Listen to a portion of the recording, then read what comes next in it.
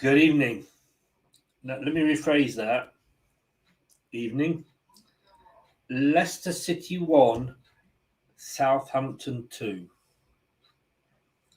What the fuck is going on? We keep asking this. Who's got the answer? The one question I have got for you all, is it time for Brendan to go? We will have the results of a poll that I did in Twitter straight after the game. Maybe that's not the best time to do it. Who knows? All I know is, come Monday night, we could be bottom of the league.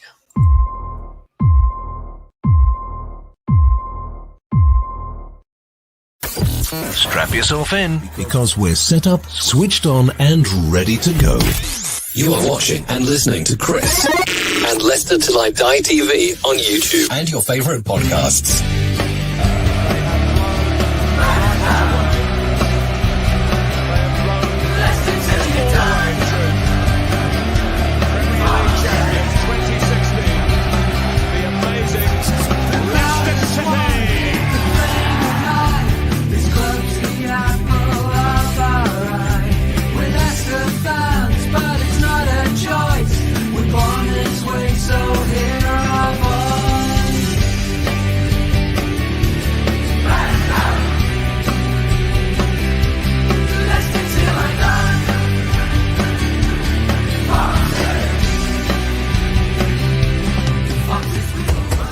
Leicester Till I Die TV, your first choice for everything Leicester City. Tune in and join in now. And now, here's your host. right, Chris? No, I think is the answer to that. What the fuck is going on?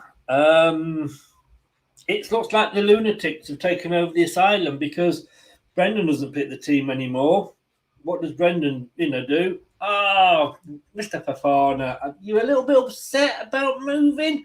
Oh, all that money you earn, but your head's not in the right place and you can't play because little old Chelsea and Leicester aren't letting you go to Chelsea. Fuck off.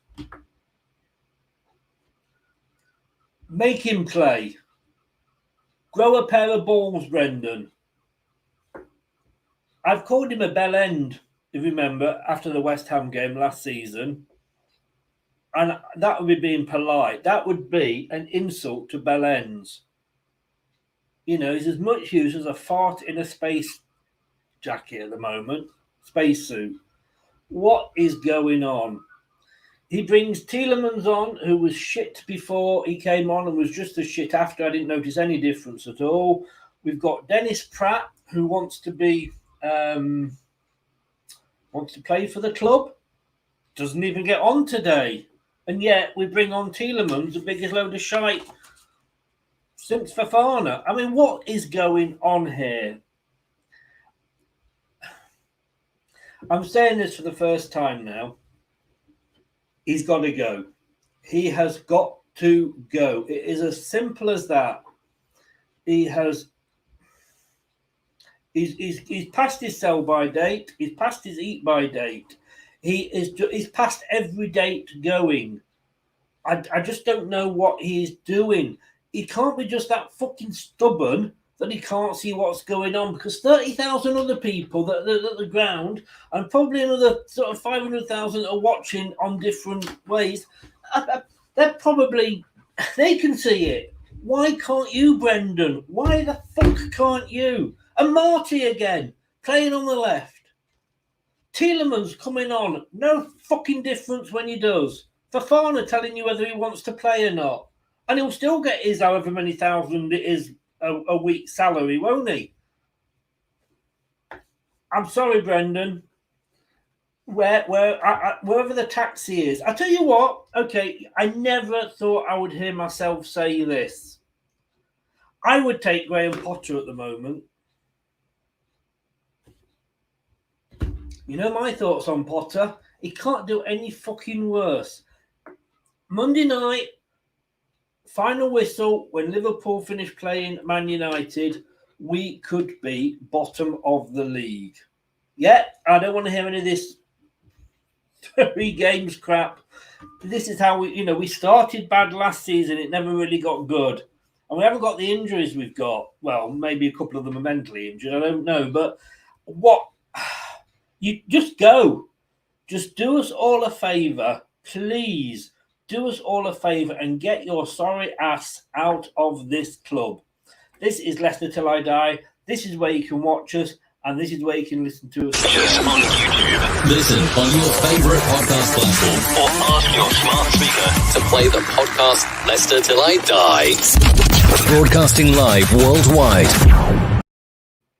And if you think I'm bad, you wait until I bring Brad in, because he's like Shrek next to my Pokemon, if you like. He's going to go mad.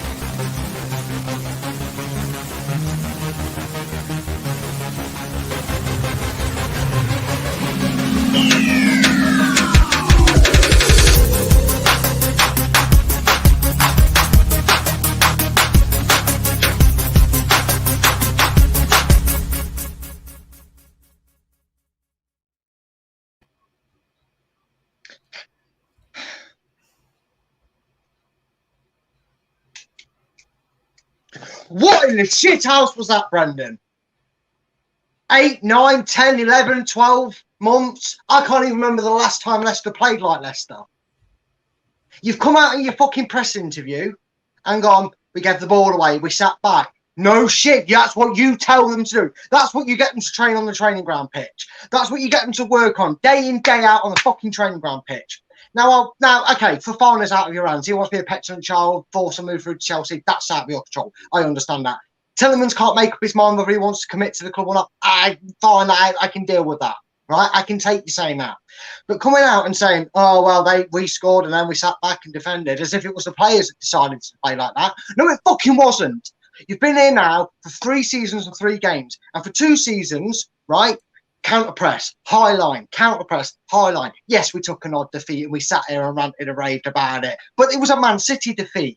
Maybe the odd upset against a Fulham, but we went there and guess what we did? We put our fucking foot on their throat at 1-0. We made it 2-0. We made it 3-0. We won the game 3-1. We won the game 4-0. We won the game 5-0. These guys would shit themselves if they were 4-0 up and you told them to go defensive. Get it through your fucking thick head. We cannot keep seeing a lead, right?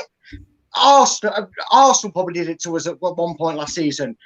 Brentford were probably kicking themselves that they didn't get 3 points from the opening game of the season against us. Southampton rightfully played 30 minutes of decent football and came away with all 3 points. Newcastle, Everton, Villa, Spurs, Southampton, probably Brighton, probably every single team that was in the Premiership last season and more to come this season will actually start scoring fucking own goals at this rate to get us 1-0 up so we can sit back and try and defend a 1-0 lead for 90 minutes. It's bloody pathetic. Grow some bollocks and take responsibility.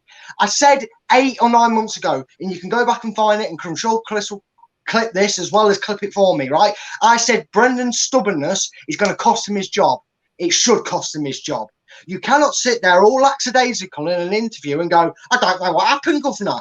We scored a goal and then just sat back and couldn't control the ball and pass it. That's you, Brendan. That's you, Brendan. That's you taking a team that plays beautiful, wonderful, high-pressing, counter-pressing football and ripping the book up and throwing your toys out the pram and going, well, it's great that we're finishing 5th and winning things, but you're not doing it the way I want, and I want us to be a team that wins 1-0 every week.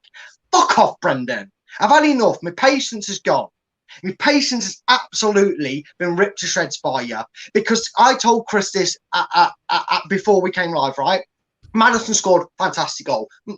Masterpiece. Love it. Absolutely brilliant, right? And I had a cigarette. Don't condone smoking. Don't do it, kids, if you're listening. That's not me advertising, right? And I picked up the phone and I was watching the first couple of minutes after we scored. And I was watching it and I was thinking, don't sink back to defending. Don't sink back to sitting back and trying to shut out a 1-0 win.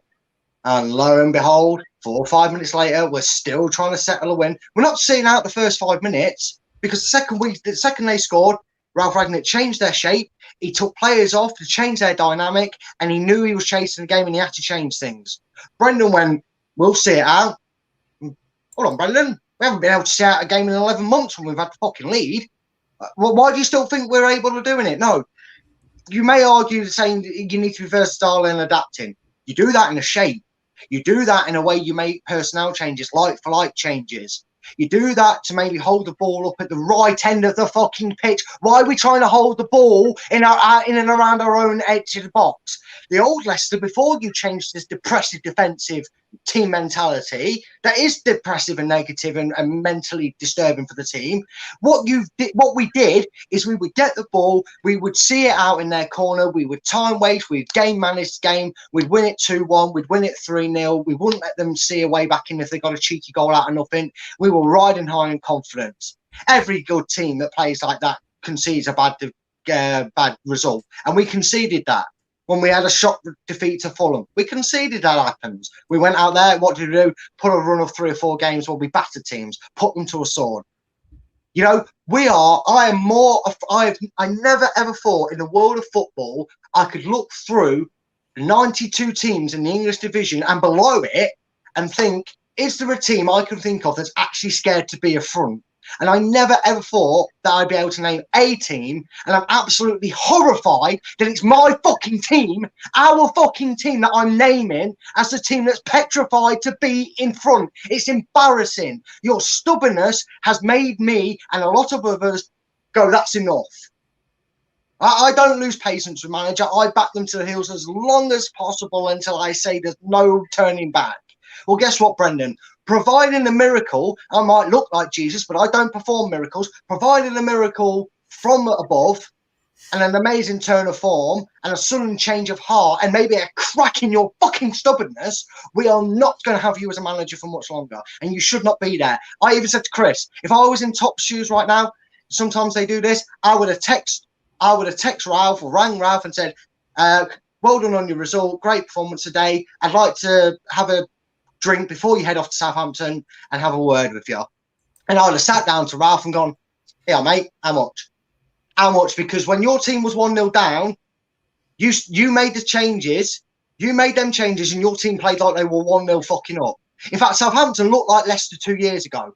They were controlling the ball. They were passing it around. They were running us ragged. They were making us make mistakes. They were making us misplaced passes. I was watching the game going, are we really fucking 1-0 because we're going to lose this game? And ta-da! Leicester City 1, Southampton 2. This isn't a 3-game panic, hit the red button, and Leicester fans being like their Arsenal fans losing it after a 1 defeat. This is 2 years of crap, and I've had enough. So you're not happy then? Calm. You're not happy? I'm happy, mate. I'm fine. Yeah. Had enough. I don't. Everybody. Nobody. Somebody said something. I thought everybody must be Rogers in because they're not commenting in the chat. Spencer's in. Good evening, Spencer. Rogers isn't interested. Rogers is a ballsack. I can't say anything more than that. I'm just sort of looking online here at different things that are being said. I mean, you know. I said yesterday, and I said at the start, who the fuck is running the asylum here? The players. When you've got a player that is as shit as Tielemans at the moment, right? You've dropped him. Oh, and I thought, well done, Brendan. Credit for that. I still don't get why you played Amati again after he's had 2 not particularly brilliant games, and he's not left-footed, and you're putting him on the left. But, you know, you've dropped Tielemans. What did he do? Allegedly, he brought him on. I didn't see any difference. I don't know whether he actually came onto that pitch or he just waved and turned around and went down the tunnel because he made no fucking difference. The only time he got involved in anything was when he was pulling Madison away from headbutting someone. I mean, what? And then you've got Pratt, who looked amazing pre-season, has said, I want to fight for my place. I want to be part of this squad. Well, you know what? You'll get 20 minutes in the biggest defeat of the season so far against Arsenal when you couldn't have done anything anyway, Dennis. You were being thrown to the wolves. I'm with you now. Rodgers has got to go. Yeah, it's just disgusting to see. And you asked me to listen to his press conference, and I managed to find I don't know if it wasn't the entire one. I managed to find only the 3 and 4 minutes one.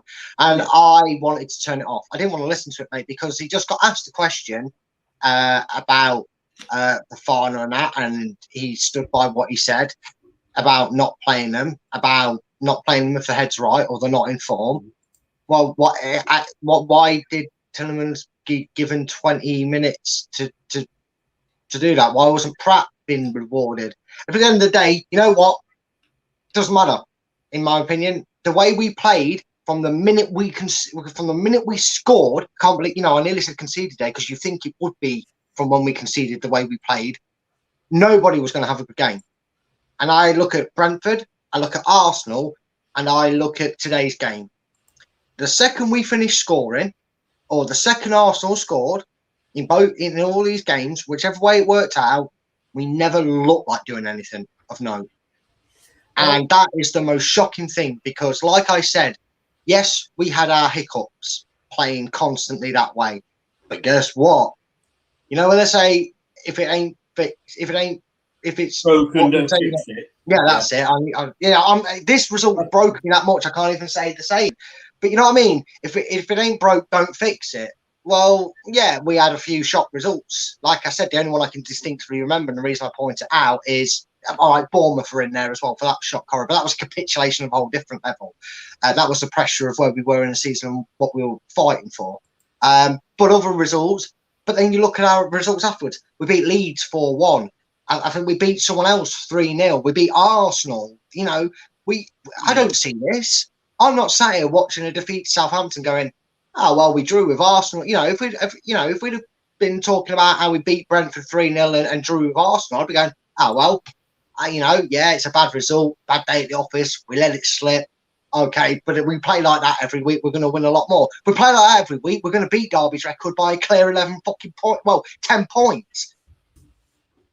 I don't know what to say to you, mate. It is just bad. I mean, let's start with the starting lineup. What did you think? I mean, the reports of the final, I think it's inevitable that he wasn't going to play today if there was a truth behind it, which there clearly is. I was happy to see Tielemans not play, not just because of the fact he's out of form, but as you saw on the post that I put on there, which seemed to get a lot of, positive reaction to it, was his current situation, given his contract and not knowing where he's going to be come the end of August. I think it was right to drop him for them two reasons. Amata being on the left, I very much questioned, but considering there seems to have been a lot of mist and fog around the situation with Soyuncu. Is he happy? Does he want out? Are these clubs interested? Whatever. I understand why he was picked. Should have been picked on the right. But for the majority of the squad, especially when you consider the players we've got, maybe Pratt was a bit unfortunate not to get in the lineup. But Harvey Barnes, you're always going to switch it up. It's a bit of a shame. I was fairly happy. But I'm also sick of saying that to you, mate. I'm sick of saying that to you, especially after a game like this and losing it in such a depressing way. Yes. I mean, right, let's have a look. Let's have a look at this. This is, well, you can see who that is, can't you? So let's have a look. And I apologise if it's not Mr. my Blobby. usual smooth self. No, don't insult Mr. Blobby. I'm not having that. I like Mr. Blobby. I'm one of the few people in this world that did like him.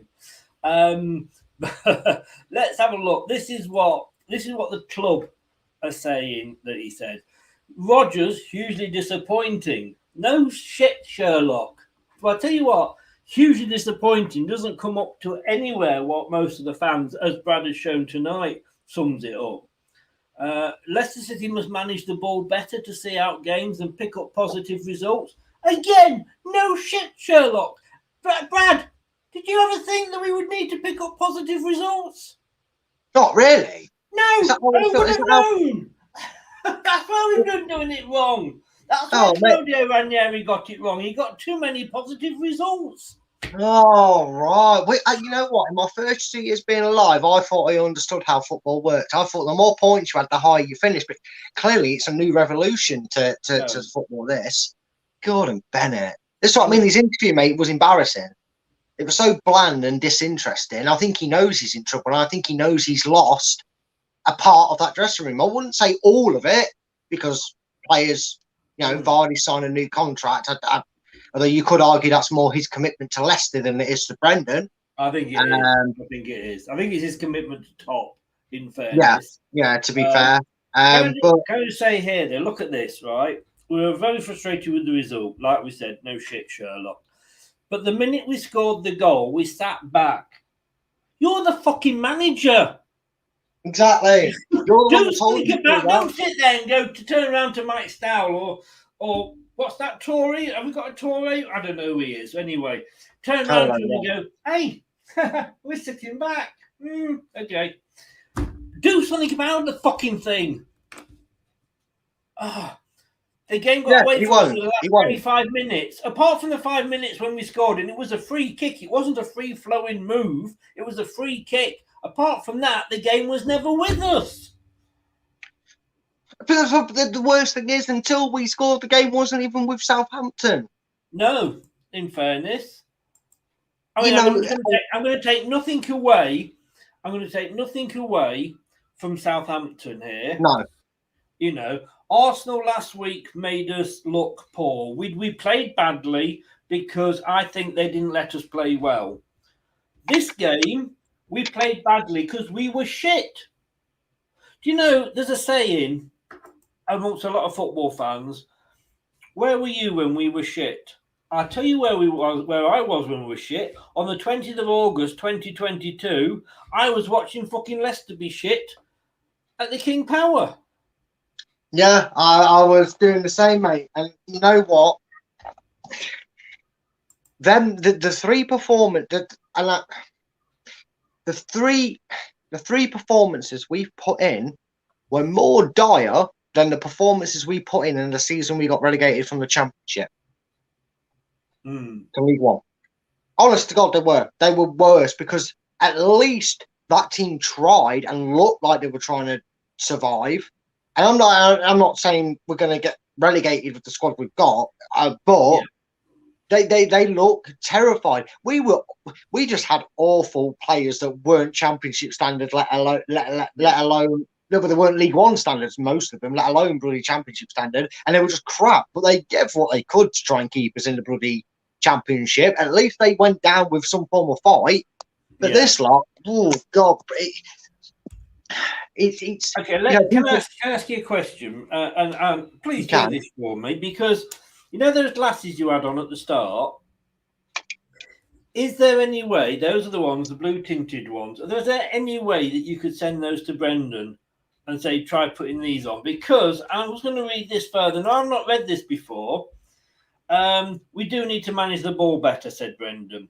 Asked to articulate why, that's a big word. I don't think Brendan can do that. Asked to articulate why City were unable to protect their lead and why his side only tested the Saints keeper on one occasion. Now, we're not playing fucking Man City. We're not playing Liverpool. No disrespect to Southampton. We are playing a bottom half team, which we are at the moment. And I've said this many times, and you'll agree with you'll back me up that I've said it. Whether you agree with me or not, I don't know, Brad. But what is it good enough, for a Premier League team to have one shot on target in 90 minutes? No, it's I'd never be pissed good off if I was Rochdale in League Two. Do you know what? I actually, it's funny you said that. I said, we sometimes say this when we go on other people's shows, that from an outsider looking in, a lot of some fans messaged me and commented that were other fans of other clubs on my status saying, it's not all Rodgers though, the players take blame, that's like that. And obviously they go off reports and highlights and whatnot, and I understand that, and I never would berate anybody for having an opinion and looking at it in a different light. But I said to them, I can blame Brendan when this isn't just a 3-game problem. This is a season and 3 games worth of problem. And we play like a team that is 1-0 up, that is League Two, and they're beating Man City 1-0 in the FA Cup, and they're holding on for dear life, desperately trying to at least get a replay out of it, if nothing else. Yeah. And you're right. The last team I think I remember who still got beaten, who only had 1 shot, or maybe didn't even have a shot on target, was Bournemouth against Man City. Mm. You know, when Man City took 80 odd minutes to score that goal, but again, you know, they obviously deserved it. They had about 17 and 11 on top, whatever. But we, like you said, Chris, weren't playing a Man City. We weren't playing a PSG. We weren't playing a Real Madrid. We weren't playing anybody in a tough competition. We were Leicester City playing a team in and around us that we should play a hell of a lot better. We should not be sitting back scared after a goal. It's pathetic. He went on to say sometimes it's a little bit of confidence. And I suppose everything that's been happening over the course of the summer, that little bit of desperation to get the result, having been here before and being in front, it was disappointing because the players gave everything. Well, certain ones did. Certain ones did. Not all of them. Not all of them. The quality of their football, especially in the first half, was great. What match were you watching? What match were you watching? Because it was all right. It wasn't great. Yeah. It wasn't great. I thought we deserved to go in front. It was a free kick. We couldn't even get a move, a flowing move through the players to have a shot on target other than a free kick. The quality in the final third, a bit of imagination, a little bit of combination to play and better finishing. We worked it well to the final third. It's Stockport County, and as I said, Stockport County must be bloody sat there going, "Hey, bring on Leicester." We're looking forward to that. Yeah. If we do not get and I'm not just saying a win here, I'm going out on a complete and utter limb. If we do not get a decisive win, and when I say decisive, I mean 4, 5 or more. 1, 2 or 3 will not be good enough. Because this is Stockport. And if we can't fucking beat them by putting a few goals, then I worry. I'm just going to go through some comments because I do appreciate that we haven't been looking at these. Terry says, can Brad go through that again, please? He missed the first 5 minutes. Press the rewind button, Terry. Press the rewind button. Facebook user, not sure who you are, but he's lost the plot. His tactics are insane, takes players off that are playing well, brings shit on and ruins a perfectly good plan when it's working. He needs to go. Tony, good evening, sir. How are you? What has Cags done wrong? And Marty ahead of him. Apparently, you've only got to possibly be talking about thinking of leaving the club and your mind's not in the right place. Craig, how the devil are you, sir? Welcome along. Can we have Arteta? Please? Can we have Arteta? Yeah. We don't even want you to take Rodgers. We just want Arteta. At least you know what he's doing. Spencer said, I've stuck up for Rodgers for ages now, but I think it's time for him to go. Now, all he does is moan because we can't sign anyone. Okay, it's not great, but it is what it is. It's his job to get these players up 100%. LCFC believer, love the name. Are you still believing? Forest doing better than us. I know they've got 1 million signings, but still.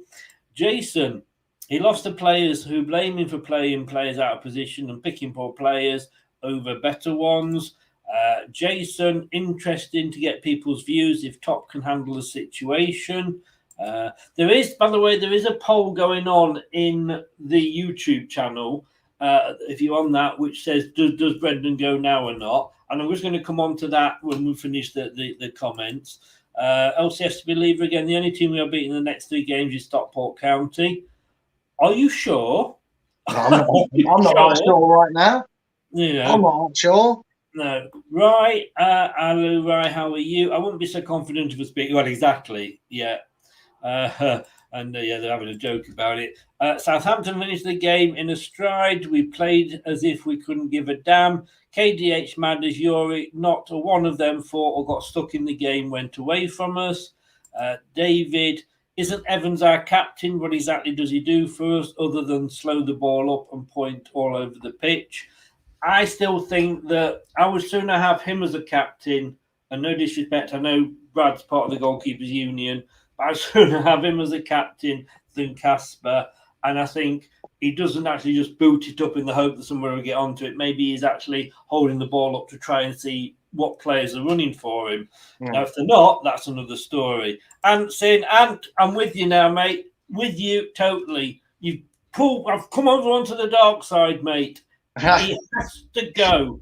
I was just about to say, he's serious. He's gone good. My precious. Yeah, he go full Gollum and everything. Yeah. Dear Brendan's nobody's fucking precious. Brendan has taken us backwards, a slowly dark climb that started 2 years ago, says Jason.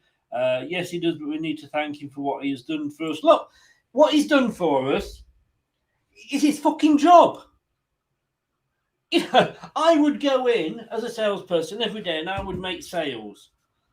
Not every day we didn't come out and go, oh, thank you so much for making sales today. It was my job.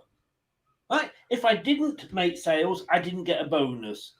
If Brendan doesn't win trophies, he doesn't get a bonus. But that, at the end of his day, his job is to win trophies. Every manager on every club, whether it's the Papa John's trophy or the Caribou Cup, whatever, their job is to win trophies, get promotions, etc., etc. So he's doing his job. Fofana needs to go. Well, I'll tell you what. As I say, I saw him in the on the stream. I saw him. They picked him out, and I don't know exactly where he was sat, but there was a gap around him. Whether that was because he stunk the place out with the way that his attitude is. See what I did there. But he spent the time exactly. He wasn't even watching the game. He was watching his. Should we say rather buxom girlfriend sat next to him? And probably, if I'm honest with you, I probably would be. If I had to sit and make a choice between looking at a very beautiful lady next to me or those 11 wankers on the pitch and the 12th wanker stood at the side, I'd be looking at the girlfriend, I'll tell you. And he did not even get up. I've posted it to my Facebook, the Facebook group, LeicesterTillIDie.com. Sorry, Leicester Till I Die Facebook group, LeicesterTillIDie.com is the website. Where it shows when Maddison scored that Fofana didn't even move. And you know what we should do? Don't sell him. Stick him with the under-23s and let him miss out on the World Cup. David, while I am sick of what I saw today, can you explain how everyone on that pitch stopped caring after we scored? Blame Brendan for not getting up their backsides. Yeah, exactly. The manager should be. You know who he reminds me of? Brendan reminds me of Roy Hodgson at Watford. Yeah. I think he had shingles, so I think he had an excuse. But when they went 1-0 down, I think they were playing Burnley or somebody, and when they went 1-0 down, he never even got out of his seat.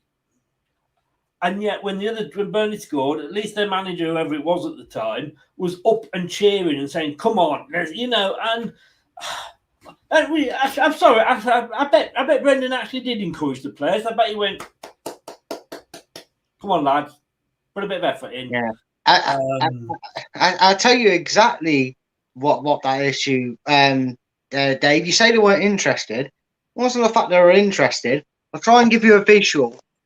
Excuse my pajama bottoms, very classy as you maybe see. This is exactly what Leicester do. This is Leicester in their attacking, press the ball, well played. You can see me quite clearly, can't you, Chris? I can. Leicester score. Oh, for fuck's sake. See you later, Barney. I've got to go all the way back in. Sorry, mate, I can't stay with you. I've got to go where you can't see me. Because we're 1-0 up and that's what Brendan wants from us. That's exactly what happens, David. It isn't the players losing disinterest. In fact, they get disheartened like we do as fans, and I did at 1-0 up. Can't believe I'm saying this. I was 1-0 up and I went disheartened because all I saw, you literally go and watch the first 5 minutes after they score. Go and look at where Leicester's high press line was. It was here, right? By the end of it, Daka was going, where are my other 10 teammates? I know Daka came on. You know how I say that. Daka was like that.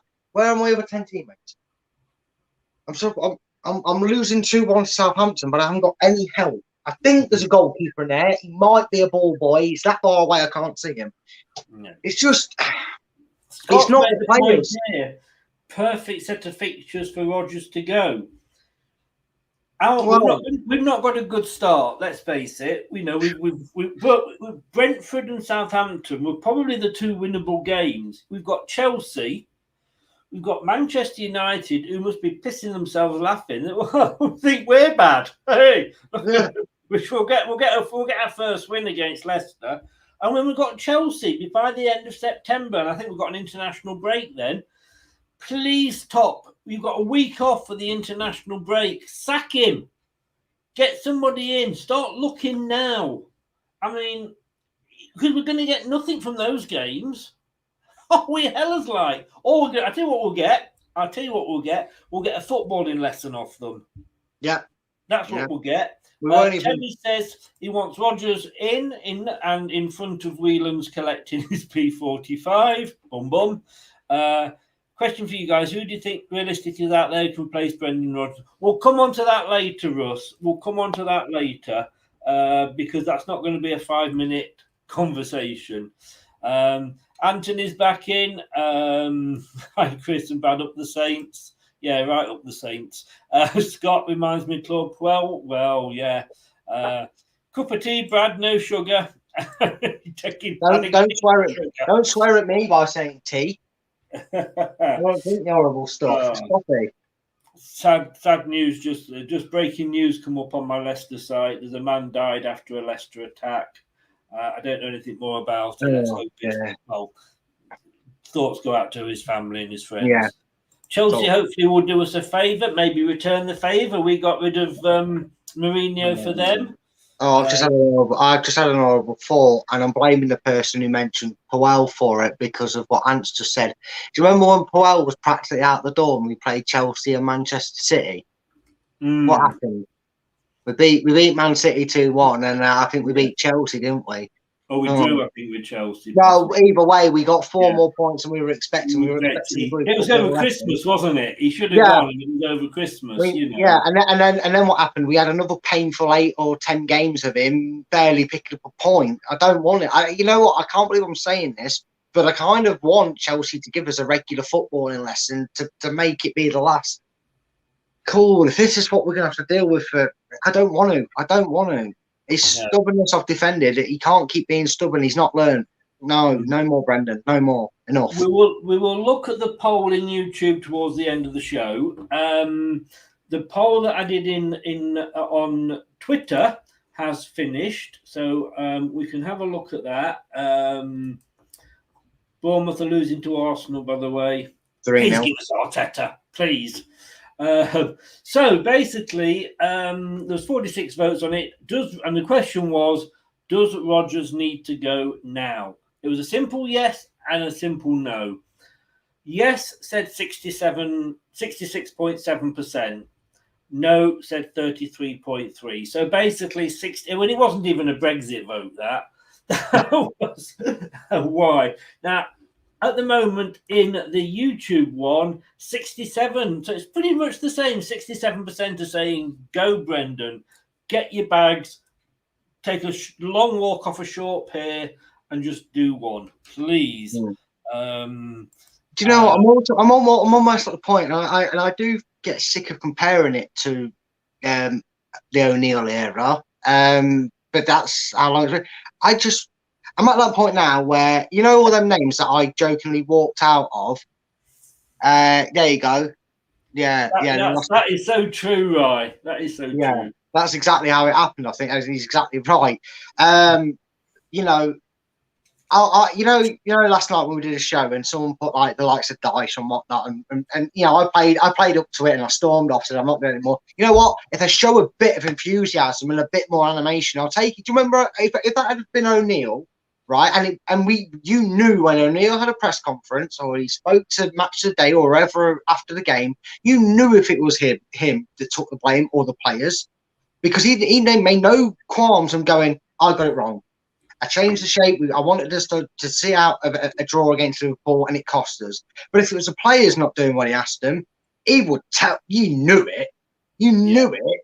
Speak to ex-players. I know we had Jerry Taggart on the show, didn't you, Chris, from the prediction show? I guarantee you, you've had Julian Watts and many others, Cotty's coming up. I can guarantee you, I'm a religious watcher of the extra time show that LCFC do, and you know that's my era, as well as most people fondly from. They They have spoken time and time again on this show that they knew where they stood. I don't think these players care. I think Rodgers is bland. For a lack of a better word, he's flat. He's monotone, isn't he? And I just don't think sometimes you can't respond to that. I mean, how are you supposed to respond if every time we lose a game this manner, I switched off. I didn't even have to watch the interview like you asked me to, mate. I could have told you. He turned around and said we lost the ball and didn't keep it and retain it, and we sat back. I could have told you that before you even asked me what he was going to say at full time. Yeah. And it's just boring.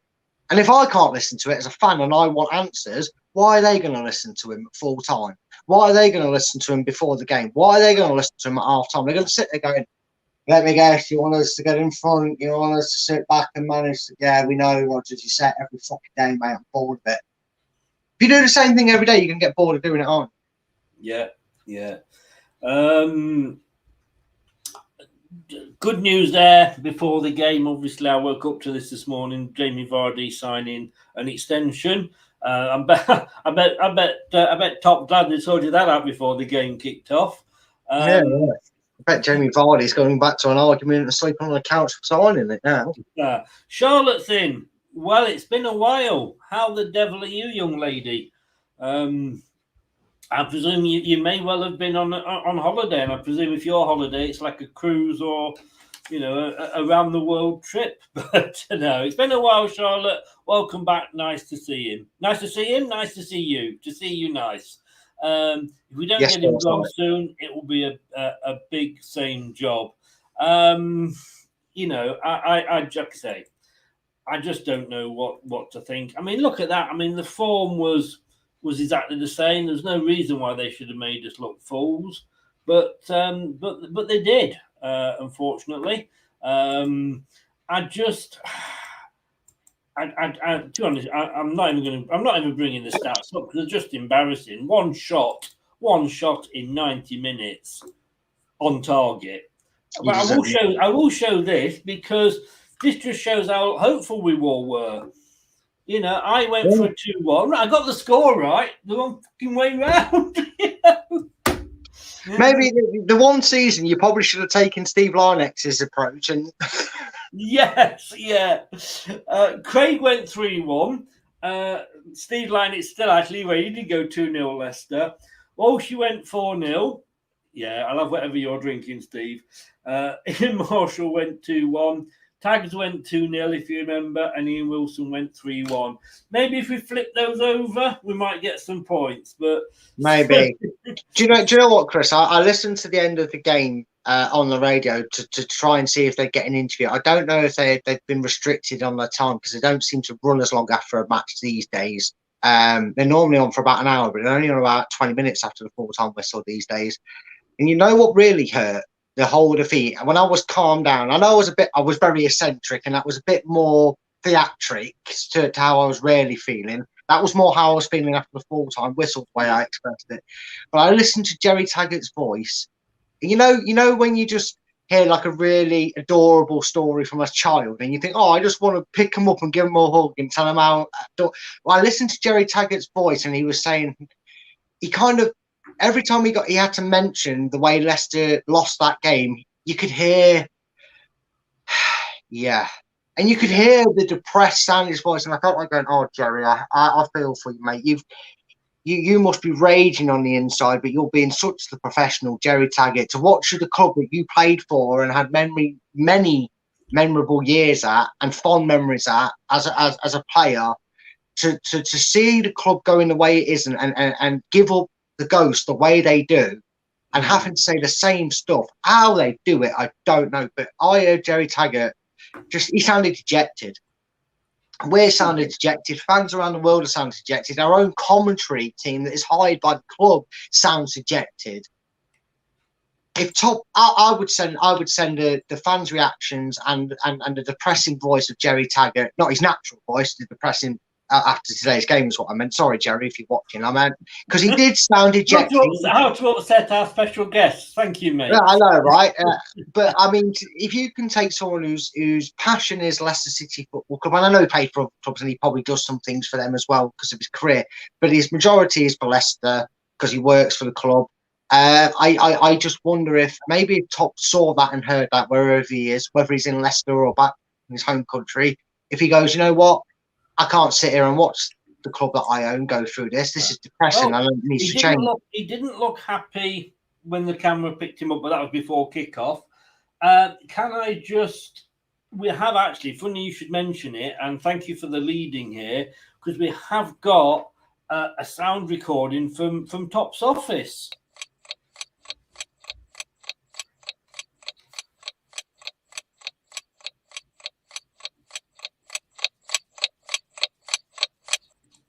That's the clock ticking down on Brendan's job. Yeah. I know. I'm sorry. You know what? It's perfectly valid in this one, mate. I'll let you have that on this today. I mean, this is what I so want somebody to please in the press conference next week. Jason, I'll send you £1,000. Please just go up to Brendan and say you don't this. know the answer to that question, and I think you are an ostrich. I think he must be an ostrich because he sticks his. Well, somebody just said then he spends so much with his head down in his looking notebook. He's not even watching the game. But we're gonna have a few more comments and everything. But this is what make me happy. Make me happy, ladies and gentlemen, because I'm a little old, disgruntled, upset man. My bladder will be going 10 to the dozen tonight. So if you don't mind, if you have any sympathy for me at all, please just do this for me. In a world where cat videos and memes rule the feeds. Watch us on YouTube. Listen on your favourite podcast platform. Or ask your smart speaker To play the podcast Leicester Till I Die. Subscribe, like, follow, and join in now. Yeah, please do subscribe to the channel. It really would mean a lot. And if you are subscribed, please smash those likes. The glasses are back out. Dare I ask why? Oh, I'm just getting accustomed to how the season will go if we have Brendan Rodgers in charge. I'm just going to wear these every time I watch Leicester so I can stay blind to the fact that it's a shambles right now as a club. So if I wear these, mate, nothing's wrong with us. If I wear these, everything's fine and dandy as a Leicester. Ah, right. No, I can't do it. Too shit. Charlotte was in France, which we were. Well, we surrendered like the French did. Sorry. That's hard. That's harsh to the French, but...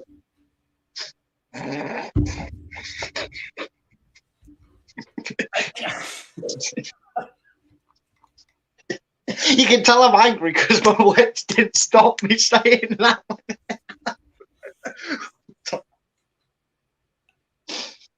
Shut me out, Chris. It will get worse before it gets better.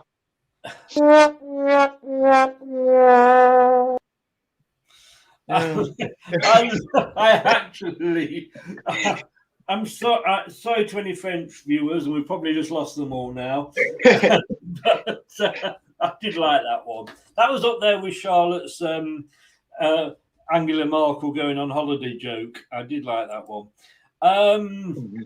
So where are we? Let's catch some of these up. These comments. I just wish once that Brendan stopped looking so calm and lost his rag once in a while, like a real human being. Show passion or anger. You really think being relaxed and unconcerned has translated to the play. I actually started to watch Arsenal All or Nothing earlier on, and you know what? I didn't know Arteta had that sort of vision in him. He was really going for it off in the changing room. Rodgers needs to go to Chelsea, needs Maguire, 20 million to Chelsea. Apparently, Chelsea are in for a swap for Maguire, so who knows? Highfields, good evening. That lot will struggle to beat Stockport. Never exactly. We were saying that. Rennie's in. Good evening, Rennie. How are you? Saying hello and thank you to everybody. Did you see Casper in France? And no. I think is the answer, probably. And just saying that's been said a couple of times. Players wanting to leave, throwing leads away, and fans booing. If he stays in the job, I will be surprised. Indeed. Static is in. Good evening, Static. How are you? Have you moved yet?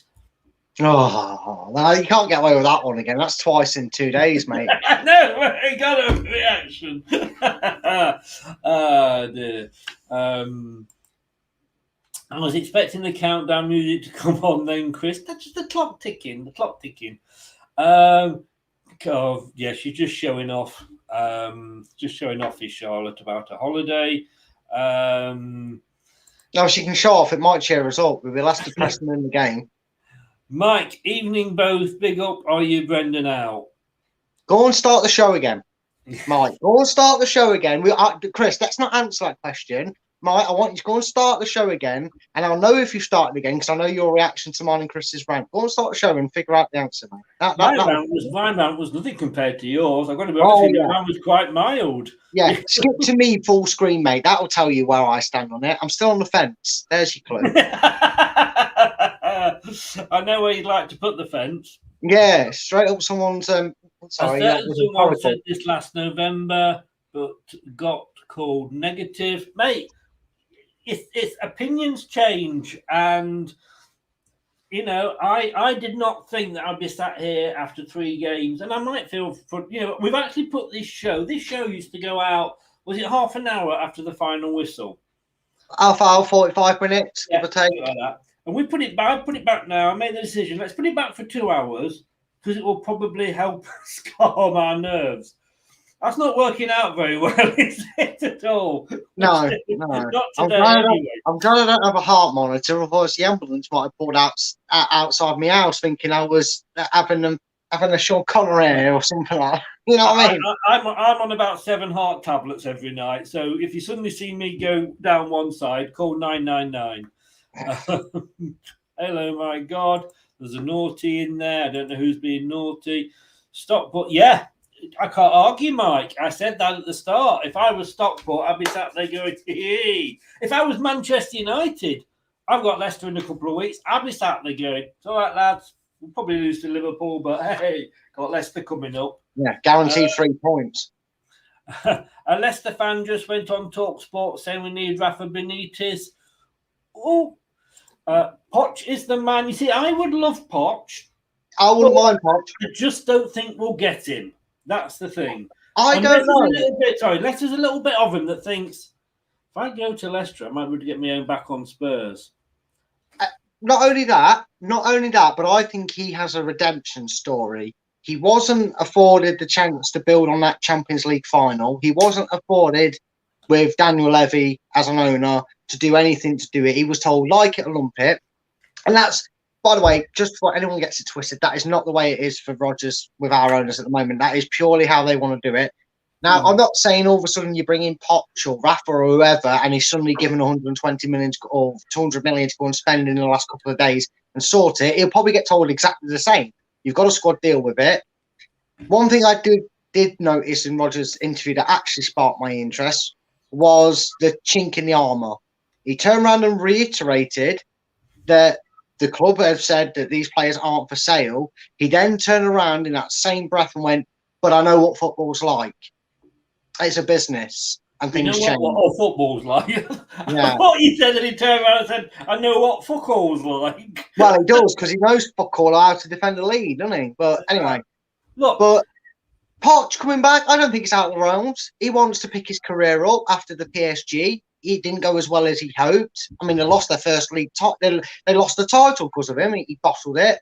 I wouldn't like to bring that part of him to it, but he is a manager that, again, I wouldn't look at being alone. When we got Ranieri, though, and there was, and I do keep reminding people that I was one of the few that thought it was a positive move because, yes, we didn't know he was going to win us the title, but everyone said, well, he only got teams to second and third and fourth. I mean, if you got Leicester to second, third, or fourth, get him in. I'd be happy. But can I just say that this show is being very, very sad, very, very down. And I just want to say that we should really, this will be, what I'm about to say and do, this will be the highlight of the show.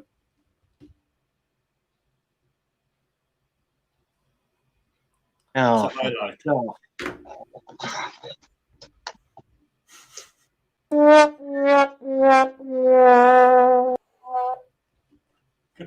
Come on, Brad. I'm going to bed, Chris. No, I've had enough of this show. I've had enough of these bad jokes. God's sake, the fact that I had to move closer to me bloody phone to see what happened in the what end. I should have- it was. Anyway. Yeah. But no, I would kill to get Poch because I think he was treated badly at Spurs. My worry is could we afford him? Because we're already paying Brendan 10. I'm sure he'd come with a higher price tag than that. But then, He's you out of spend what you employment. have to. You spend what you have to. Depends. And Desperate man, out of work.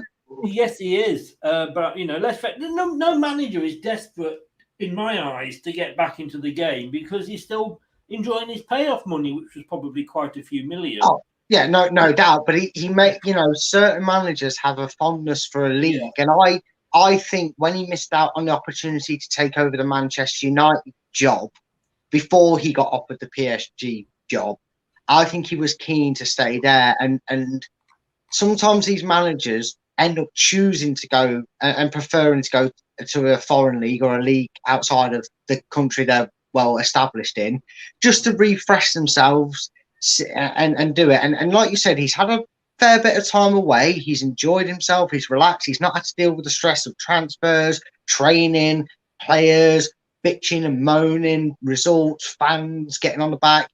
And maybe if he's feeling refreshed, and maybe if Brendan manages to stretch this career out for another 10 games or whatever, or 7 games to get to the 10-game mark, or just before the international break, if he's still not employed, I would maybe give him a call, or go up to London and tell him to get on a flight. On the other side of it, though, would it be another Ancelotti, where as soon as another club comes in that's a bigger club, and we've got to accept where Leicester are in the league of things, that he jumped ship quite quickly? I don't know. I don't think he would, because he committed to Spurs, and they've only just been started. Then I still wouldn't class them. I know they get called the Big Six, but realistically, they're not a Man City, Liverpool, and just about still Chelsea. They're not the giants like them. The Big Six we've talked about is a massive myth. I would say it's a big 3. And Chelsea are far behind in that because the big 2 are running away with it, Liverpool and Man City. I would honestly think the way other clubs, and the way even sometimes, as begrudgingly as it may seem, the pundits talk about Leicester, they see us as a club on the rise, despite where we are right now and despite how these 3 games have put where we are and whatnot. They know the quality that Leicester possess within their squad, with the right manager at the helm, is a serious threat to that Big Six. They have proven that. They've proven it for the last couple of them seasons. They proved it over 3 seasons, and even last season with the injuries, they proved it to a point when Rodgers allowed them to play the way they can instead of his stubborn backwards way. I think you're always at risk of losing a manager. We talk about players who would ever leave Man City. Well, it turns out Sterling wants to leave Man City and go to Chelsea. That's why he's at Chelsea. You're always at risk of a manager joining you or a player joining you, and then 2 or 3 seasons later they want out. They want to go and take on a bigger job. But if he comes in and for 3 years we have great success with him, and I'm not saying he has to win it as an FA Cup or a Carabao Cup or a European Cup. I'm talking league success. That would be enough for me over 3 seasons. Having successful campaigns, really good, and then he goes and gets off with the Real Madrid job or something like that. Have at it. Leave on great terms. I'm happy for him. He'd leave. Like O'Neill left. Yeah, we didn't like the fact that O'Neill left, but we were under no illusions that if a job came in, he'd take it. I'm even going to say, Graham Potter, I'd even say, yeah. I mean, you've seen on this show, you've got 2 converts over to your dark side. You've got I'm Brad. I'm not there on the Potter one. Yeah, but Brad came over there with me on the Ralph side, and I'm kind of coming over to you on the Potter side. So Mike says, is relegation a possibility? We're 3 games. We've played 1% of the season, in honesty. Or is it 10%? I'm not sure. No, it's not even that. It's not. It's barely a flicker. Barely a flicker. Isn't it? Yeah. So you don't know. But obviously what you don't want, look at Arsenal last season. bottom with nil points. At least we were a point better off than that.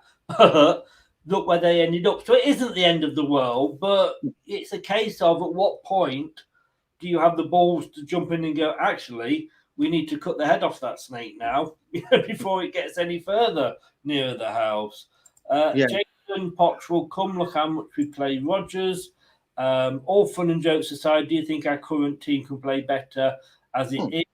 I mean, I don't know. I do know. I do know. Yes, they can play better because they have played better. Yeah, they played well. We're 2-0 up against Brentford. This is a team that also played 2 seasons ago. We haven't really made that many changes to it. And I'm going to be controversial because I said this to Josh on the watch along. Do you know what? We won the FA Cup, but we were lucky. Because if that goal had counted for Chelsea, I think they'd have gone on to win it. And let's be honest with you, we were talking that much of an offside. I love VAR when it goes for us, don't get me wrong. But so I'm not going to say that it was a fantastic, it was a great goal, obviously, and we deserved, we'd have been lucky if we hadn't at least got a draw on 90 minutes. But other than that, this team has played well. Like you said, Brad, in a previous incarnation, when Rodgers had tactics that got us up and exciting and going on, we played well. Yeah, we did. We played really well. And again, I don't want to get this twisted. We're not demanding Rodgers to be gone because we're crapping our pants that this team's not good enough. It's going to go down and get relegated. Even if you got rid of your Tillemans, even if Fafana moved on, we have more than enough players that have got more than enough about them that if they're given the freedom and feel like they've been given the trust to see out a game when they're 1 or 2-0 up, well, comfortably finish top 10. Now, whether that could all depend on how bad this run goes under Rodgers and how long he's entrusted to be in charge of the squad to how much we can realistically repair it. We're not asking Rodgers to be sacked because we're sat here going, oh my God, these signings he's made are awful. We got 1 point out of 3. We look like trash. We look like we could be bottom of the championship. No, we've got a squad that should easily come top 10. Right, we've got a squad of players that could play top 10 football, no doubt. We're not going to get relegated.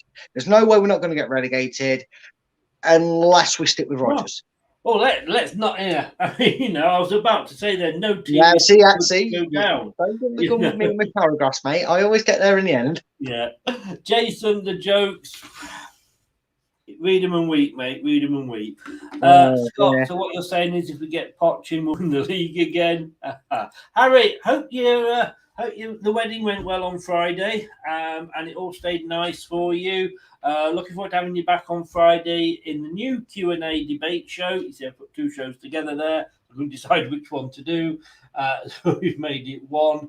Although next week, actually, it may not be on a Friday because I've got a family occasion coming up midweek. So we might have to move the preview back to Friday. But welcome. You had a good one, Harry, and it all went off very well. If Rodgers goes, get sacked, I want Dyche in. Please, Renee, please tell me. I'm just going to put that up there in case anybody thought it was me that was saying that. No. I don't want Dyche ball here. I'd sooner keep Rodgers than have Dyche in.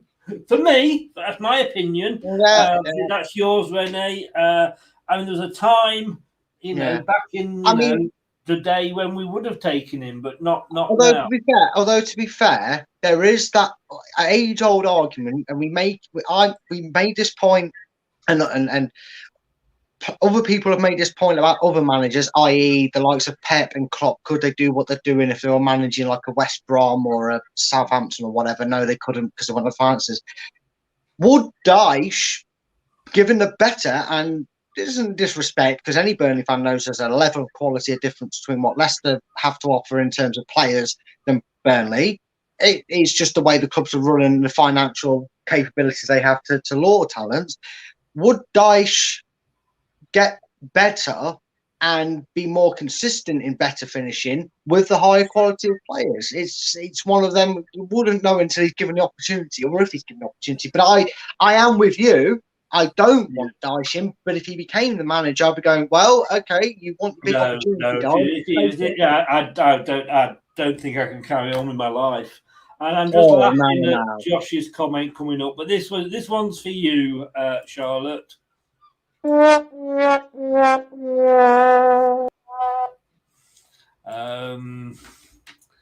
So where are we? Ant, it's the big five and Spurs. Tell you what, they're looking all right this season. Would you have Bielsa or Zidane? No and no, to be honest with you, because Bielsa's as stubborn as Rodgers is. He's more stubborn. Another manager I called was too stubborn and lost his job. Funny that. Yeah. I could be 2 for 2 at the moment because I said that about Bielsa and I got laughed at by Leeds fans and I thought, well, that happened. And Zidane, no, I just... Nutcase. Absolute nutcase. Don't want that in the dressing room. Why were the teachers... she can control the pupils. I would rather iron the wrinkles of my ball bags than carry on watching us under Rodgers. Well, you want the truth? Josh, you want the truth? You can't handle the truth. I mean, please, Josh, if you do decide to take such drastic action against Stockport when Rodgers is still in charge and you're forced to watch it, please do not tell us the outcome of it or show us graphic evidence. There is children that watch this show, and even the Watershed don't allow things like that. They're just make sure you have A&E on standby if you take such drastic action for dealing with Rodgers. And also we have to remember this isn't like we're coming out saying Rodgers is the worst manager we've ever had. We've had far worse managers, but it's something that's been kind of like the Jaws theme, edging its way towards the surface of is he running his course? And we kind of backed it when we had fans from previous clubs that Rodgers as manager saying, "Oh well, this will happen to you. This will happen to you." We kind of went, no. Maybe he's learned. He's developed since then. It's years on. No. We should always. I'm never not listening to Doug again when it comes to anything to do with Liverpool and ex-manager. Rennie says, if not Dyche, maybe Potter. At the moment, mate. At the moment, I would take Mike Bassett. Bassett.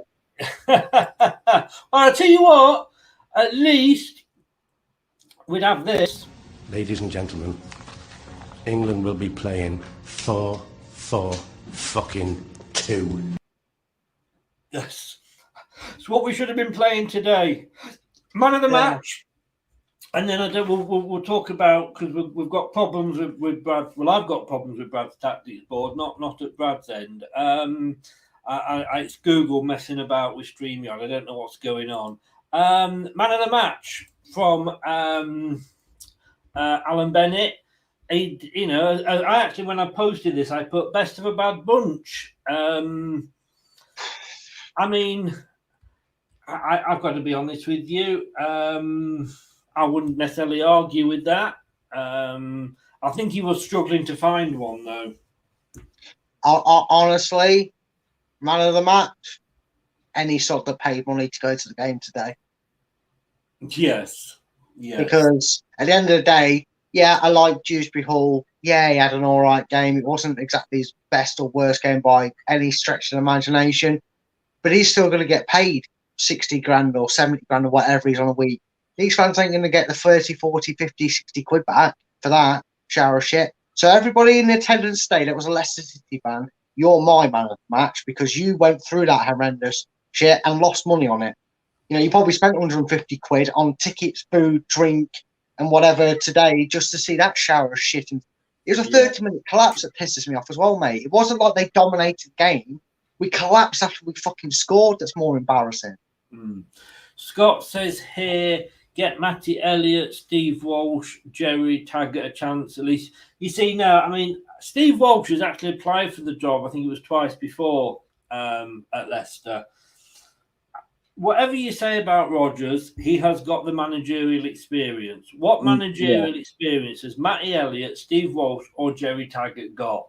I'll tell you exactly what experience he got. Jerry Taggart was assistant manager and in charge for one half of a game when Frank Burrows was our manager. Remember that? Yeah. No, I don't actually. I don't. He was our second in command when Jerry worked for the club. It was in that dark season when we ended up going down. Right. And it was in between managers.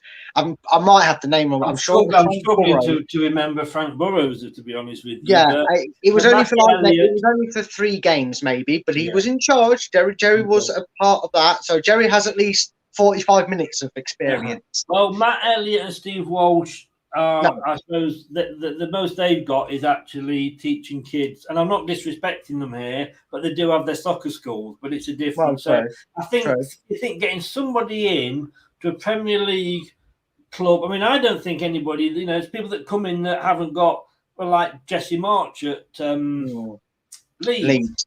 And I don't think they're. But to get people in that haven't got, just because they're going to jump up and down on the side of the pitch. That's not a qualification to be a Premier League manager. I tell you what they would bring to it, though. They'd tell us how to defend and score from set pieces, because they could do that for us. But I thought we'd got a set-piece coach. Yeah, he's still stuck waiting for his bloody visa, isn't he, or something like that, this new one. Was that? I can never remember, Yo-Yo or Colo, whichever one of the brothers. Colo. I thought he did that. Right, yeah. I'm going to end the poll on the chat, and we'll just see. For God's sake, Charlotte! God, you two could have a worse joke off. You guys just do that as a show. You, Doug, and Charlotte could come on do a joke off, and I'll be a judge. Yes, 77%. Brendan should go. That was 60% before we started talking, mate. I'm not saying we influence people. I'm just saying. No, it did touch up to 80 at one point, but and then I know what happened. Someone mentioned Dice, now dragged it down 3%. yeah. Let's get him in. Do you want to talk tactics, or are you happy to? Well, not happy, obviously, but do you just want to carry on generally talking, or do you want to concentrate on tactics for a bit? And it's my fault, guys. It's not Brad's fault. I don't know what's happening with Google Slides and StreamYard. Yeah, you know what? Believe it or not, I will be able to put some positives from this absolute shit show. Obviously, we're not able to use the tactics I sent through to you because of technical issues. But I'll be honest with you. I was struggling after that after the 60 minutes to come up with anything that was worth talking about because it was all Southampton. But I can break down some things that we can say that the Leicester that we like, the Leicester that we love, played for a bit of it, and what we did see that was a Leicester. So yeah, I can do a bit of a tactic one. Go on then. Why we're doing it from here? Well, I mean, first the floor is yours, sir. Okay, well, I mean, first of all, positives. I know, right? It's a word we haven't heard since about the start of the season last year. But the positive were people bemoan, and rightly so, the sideways slow football that we saw a lot of last season. And when it first started, I maybe thought that Rodgers was trying to find that balance between knowing when to strike when the iron's hot and knowing when maybe we're being a bit too adventurous and risky. And he said that in his last press conference. He said that after the Arsenal defeat, that maybe we were being too direct. We were trying to make everything be in one swift movement, and that's when we get the ball away and we got caught out. And I was kind of happy with his response. And I think today, yes, Southampton were stubborn. They put 11 men behind the ball. I mean, the graphic that I had showed Southampton's first half. They didn't get out of our half. They were hoping for to ping the ball over in between Evans and Marty and hope someone could get on the end of it. It's why they ended up putting Adams on to insert that pace when we scored to create chaos, which it did. But for the first 45 minutes, we passed the ball around very nicely. We didn't go back to slowly getting into their half and then going all the way back to Danny Ward and everybody going, oh, for God's sake, here we go again. It's going to take us 20 minutes to get forward. We created the chances. We made intricate passing, the overlapping. By the way, praise for Perez and Castagne, because the way you play attacking wing backs is when you go with the wing back, the winger cuts inside to give you that option, and they overlapped and interchanged and linked very well. First 45 minutes was actually a fairly pleasant watch. Wasn't amazing by any means, and it wasn't anywhere near the standard of what Leicester are when they're free flowing and at their best. But just for a little while, I got that false hope that maybe the penny had finally dropped, and that balance between passing and moving and not going at 100 miles per hour towards a goal, and then trying to take them opportunities when there's space and it was available. I think we got it right. You know, Southampton may have had 11 men behind the ball that made it difficult to create them chances. But if any team was going to score for the first 60-odd minutes, it was Leicester, because Southampton were not there. For 60 minutes, Southampton were getting more than they deserved from the game, and that was 0-0. Unfortunately, the reason we're in a situation that we're throwing everything around the room, I did a soap opera thing where I cleared the bloody table, I was that stressed about it, is we scored. And that's where it went wrong. And it's a problem we've had before Spurs. I know people may pin that down as the game where we saw it, but that was the team that exposed how bad we were at being a defensive unit. It's the same problems that killed the game for us. And it's annoying when you hear the interview. It's annoying when you see it, because you literally see the shoulders of some players drop. You see them trudge 5 yards backwards because they go, oh, fuck me, now we've got to try and see it out because that's what the gaffer wants. And you could see by some of the frustrations with the creative players like Maddison, and I know he was awful when he came on today, but I don't actually blame him for being awful, was Tielemans. And that sounds weird, that I'm not blaming him for being awful, but you could see there was actually a bit of frustration. And again, no smoke without fire. Maybe there's a few players that are really, really sick of being told, off you go and defend it now, no matter what state or what minute we're in the game. And they tried to get us out. I mean, they were pinging passes and they were making passes into spaces and then realising that a player wasn't there because we're playing defensive. And I think the frustration led to some players going, fuck are we doing this? We're just inviting pressure.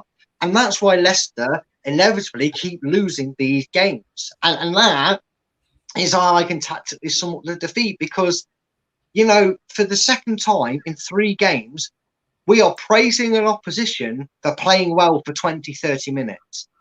And that is really worrying and should not be a case. No fan should come up and have to hold their hands up and go, you know what, 20 minutes worth of decent football, you deserved everything because we were a shambles. It should not be given away. We should not be chucking away 5 points from them 2 games. We should be winning 2-1 against Brentford. We should be putting our foot on their Southampton's throat and going for the kill. We should not be sitting back, quaking in our boots and going, oh, here we go. We've got 30 minutes of this, because we are setting ourselves up to be 1-0, 2-0, even 3-0 up, and teams going, yeah, but we're going to control these next 20 minutes, 15 minutes, 25 minutes, whatever's left at that point, and going, if we can get a goal, Leicester will just default. Leicester will just collapse in on themselves. We can get a result out of this. You know, to compare Leicester's now mentality, this is the biggest problem that Leicester have with the way Rodgers wants and forces them to try and play. The mental impact he's having on our players reminds me of when we won the league. I noted that, you know, lots of people said, when did you think that Leicester were going to have a really good season, potentially win the league? A lot of people pointed the finger at maybe the 1-0 win against Spurs or the 3-1 win at Man City at the Etihad. I pointed it towards a defining moment in that season was when Leicester were 2-0 down against Aston Villa and they pulled it back and won 3-2, because that set Leicester and Villa up perfectly for how their seasons panned out. Leicester never knew when they would beat, and Aston Villa never knew when a game was won. And if we continue and allow this to happen, the mental drain and effect it's going to have on our players and squad, we might not go down this season. I would still back us to be a Premiership side next season, even if somehow Rodgers kept his job. but it's going to be by the skin of our teeth if we allow that to happen. Yeah. And that's the problem and issue with Leicester this season, mate. Let me show you something to end that off. Yeah, could come down to that, mate. Southampton's victory, their first since April. Their first victory since April was achieved after fielding the youngest Premier League starting lineup named by any club since May 2017.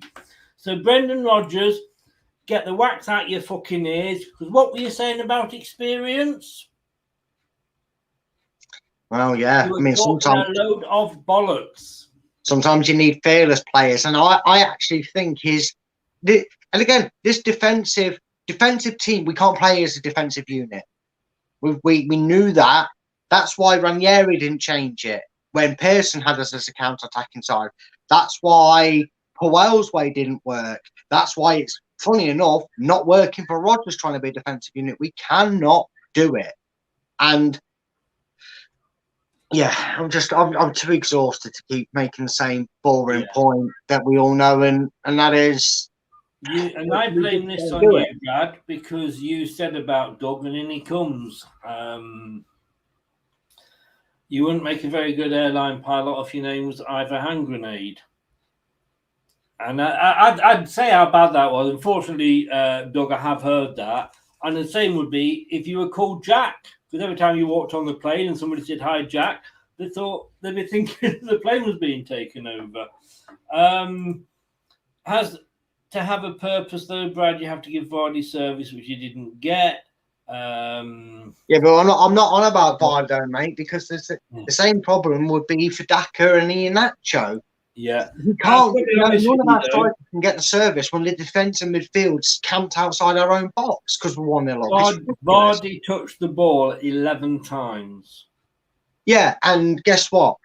So ever since Jamie Vardy hit the ground running, sitting that magical season, he's used to touching the ball 10 to 20 times per game.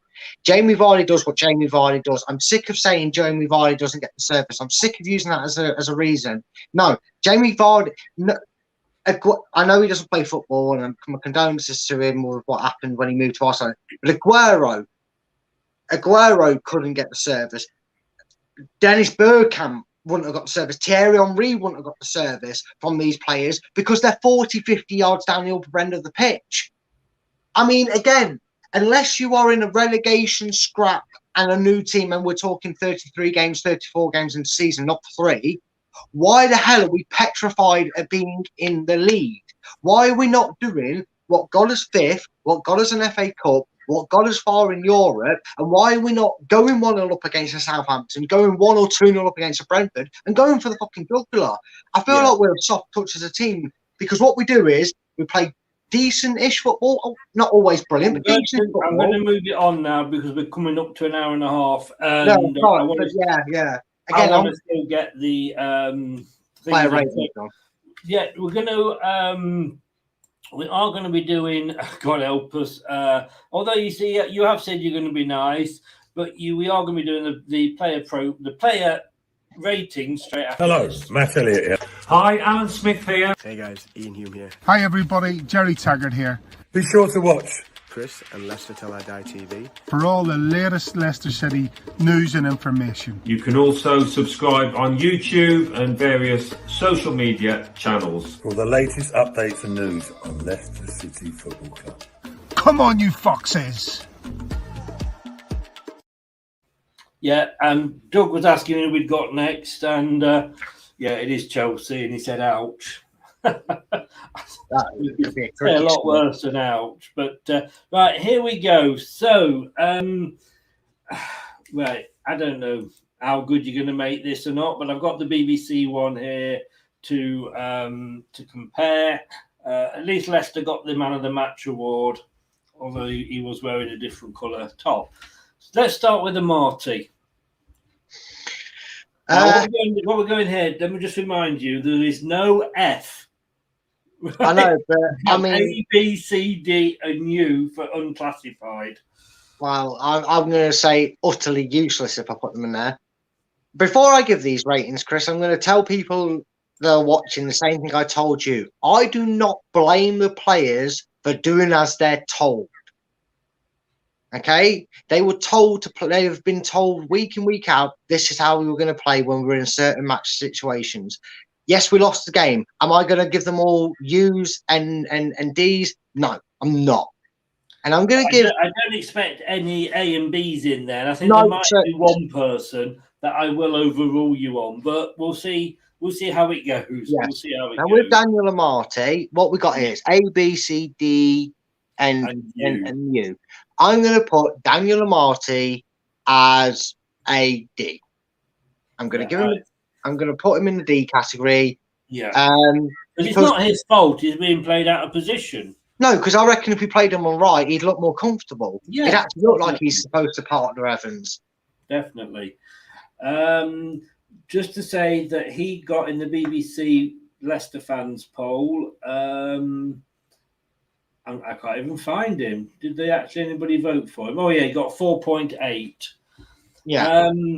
But people don't like Marty. He's a bit of a scapegoat this year because we haven't got a Soyuncu out there. I'm not too fond of it because, again, the reason people might not like my ratings and be surprised by them, but I don't blame the players. To a majority. There was 5 worse than him. Don't worry. Well, yeah. Maybe I'm being generous then. Barnes. He tried, didn't he? He tried to do it. And again, I talk about that overlap and the link up. Him and Justin don't have it as aggressively, it seems, as Castagne offers on that right side. But maybe, again, that's the way Brandon wants to do it. He's dominating one side. I'm going to give him a C. It was nice to see him back. He had a bit of flair. He tried to be creative. He caused Southampton defence problems in that first half. It just, in that last pass or two, was the only thing that stopped us having a clear chance with what he did. I would give him a C. Yeah. Can I just ask you, anybody is voting, and please do vote in the chat. We want to know your ideas as well. Just put which player it is, because we're not going to look at what you guys have said until the end. Otherwise, I'll get lost. So, Rene, yeah, you put a D, but just put the name of the player next to it. I'm guessing it's Barnes. Barnes actually got 5.99, which was our... Oh, Charlotte's off. Dinner. The lobster's boiling. She's off. Arrivederci. Good. Go and enjoy your spicy meatballs. Thanks for popping in. Barnes got 5.99 and was our top player, according to the BBC. But from what I saw, very little went down the left-hand side. It was all coming down the right. Yeah. And again, Brendan, I'm sure you're watching this. You're probably throwing your toys at your pram and having a bottle of wine and a cry over the fact that I gave you such a telling off at the start. I'm not angry. I'm just disappointed, Brendan. All right, I'm angry as well. I'm not angry with you, but I'm just very, very disappointed. But do you remember last season? And it's funny you say that not a lot went down the left side. It was a point the other way around last season, wasn't it? Exactly. In the last season, I said we are painfully predictable going down that left side. Brendan, when I said we're painfully predictable, just because you put it on the right side doesn't make us less predictable. It just means after about 5-10 minutes, teams figure it out and then they swap the defending majority to the right side. Mix it up, Brendan. Mix it up. Timothy Castagne coming in, mix it up. You know what I like Castagne? I like his passion. I like the fact that he gets frustrated when we lose and he doesn't like dropping points. And in terms of performance, I think he tried everything. When Perez needed help, he supported him. He offered the overlap. He offered the inverted. Even Perez actually got on, played well together. Yeah, I thought they linked up really well. And you know what? I like him. I'm going to give him a B. I think he was really good. And I feel sorry for Castagne playing in a team that doesn't play to his strengths. He got 5.10 in the votes. But yeah, I thought him and Perez did well together. Daka don't. What we're going to give Daka? I mean, I'm not going to give him a U, but because it's not his fault. There was 60 yards between him and his support, so he gets a D for Daka. Funny enough, but Nobody's going to get a U because of the fact that Brendan made a decision to put 40 to 60 yards between the midfield and attack. Yeah. So yeah, he gets a D, mate. D for Daka and D for Dolph. 3.81 on the BBC one. Is that how many? Is that the percentage of touches he had, or the rating? Because I feel like he only had about 3.5 touches. Either or, I think you could probably say. Mr. Dewsbury Hall, who got our match blogger man of the match, but where would you put him? I'm going to give him a B. I think he always seems to play and put his body on the line. Even when he had a bad game against Arsenal, he was still running around trying. If there's one player you can rely on just as much as Vardy to bleed blue for this club, it's definitely Dewsbury Hall. So yeah, B for me. He was third with 5.61 on the BBC. Johnny Evans, good Evans. Where are we going to put him? I'm going to give him a C. He made some killer passes. People moan saying all he does is point his fingers and ping the ball up. Guess what? They find a blue shirt. He was finding Castagne with ease. He was finding Barnes. He was finding, our midfield in space. Everybody seems to think that Evans is useless because he's in his mid-30s. No, he's what you call an anchor. He's playing the anchor role, not W, not in front, anchor. No. Yeah, right. You could not have two defenders, and let's say Fofana stays, but you could not have two defenders like Fofana, where both of them, unless it's a corner, obviously, but where both of them run upfield, and you haven't got any centre backs back. What he gives you is experience. Yeah, you need that safety net, and that's exactly what we got with Hoof and Morgan when they were at that age and playing for us. And that's exactly what it needs. Sometimes you need that last line of defence to kind of go, okay, we've got caught out, the ball's pinged away, and instead of panicking on the ball and getting it caught on your feet, just roll it back. Super Evans is there. I like Evans. I think he had a good game, and I certainly don't care for him being 30-odd years of age and pinging it around. Because guess what? I know sort of Craig doesn't like him. Somebody else said earlier they didn't like him. But to me, take your time and put out a pass to a player, not just the field and hope. There's a reason that guy has played at the top level for so long. Yes.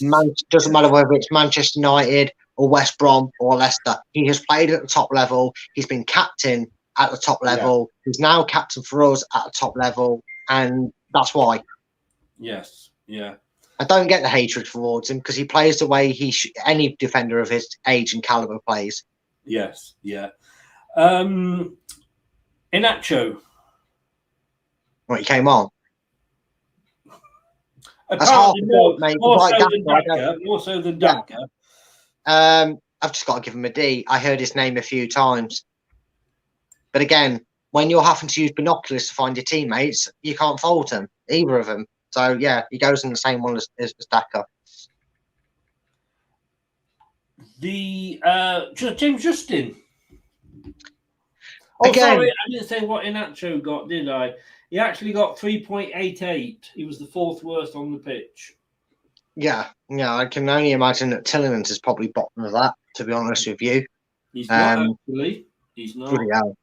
But where are we next? James Justin, sorry, mate. Again, Brendan must think he's a tactical genius because he's heard all these reports that we predict we attack down the left and swapped it to the right, and in a sense he completely nullified the point in having two attacking wing backs, because after a couple of attacks I didn't really hear Justin, and I can't blame him. He didn't do a lot wrong. He tackled well. He seemed frustrated that we weren't trying to push forward, almost like a mini players revolt. Maybe there was. Maybe that's why some of them acted out of character, trying to get us an equaliser in that last 5 minutes where we actually left our half and went into Southampton's half. Because I don't know if you know this, Chris, you really struggle to score when you're trying to sit back in your own half. But anyway, I know, right? I didn't realise that. I know. The things you learn, mate. And I want to. People might think I'm going to give him a D because he was quiet. I'm going to give him a C. I am going to give him a C because he deserves a C. Yeah. Yeah. Okay. Mr. Goal Scorer. I've got to give him a B. You can't give the biggest shining light of the game. Quality free kick, caught the wall and their goalkeeper out. I don't think any keeper saves it because he completely caught he caught the whole entire King Power off guard with the way he did that. I've never seen Maddison try and take a free kick like that before. It was really good free kick, solid. And again, you talk about animation. My stream saw even at 2-1, you saw Maddison go, come on, just come on. And almost as if he wasn't just encouraging the fans, but he was encouraging the sideline. He was encouraging the players, like, get off your asses. Come on, give us, we need you. And I've got to give him a B. I thought he pinnacles what he does. Please sign a new contract before Rodgers fucked off, and then we can get popped in. James Justin got 4.96. Madison got 5.84. I think I said before, did I? Barnes was man of the match. Ndidi or Indodi, whichever way you want to call him. Where do you put him? I don't know really, because again, he didn't do a lot wrong. The third. You know what, Chris? The 30 minutes that Southampton dominated that game felt longer than the 60 minutes that we were the better side and in control of it. It felt longer because I can't remember. I honestly, since after Maddison scored, I could barely remember the game. I'm going to have to give him a D, mate, because I don't remember seeing him do a great deal after that. Okay. Now, he got 5.13. Now, I think we might be disagreeing on the next two. And I may be using my my power as channel owner in overruling you, but it'd be interesting to see. I've agreed with basically agree. I think you've got most of it spot on, if I'm honest with you. But Perez, where are you going to put Perez? Right.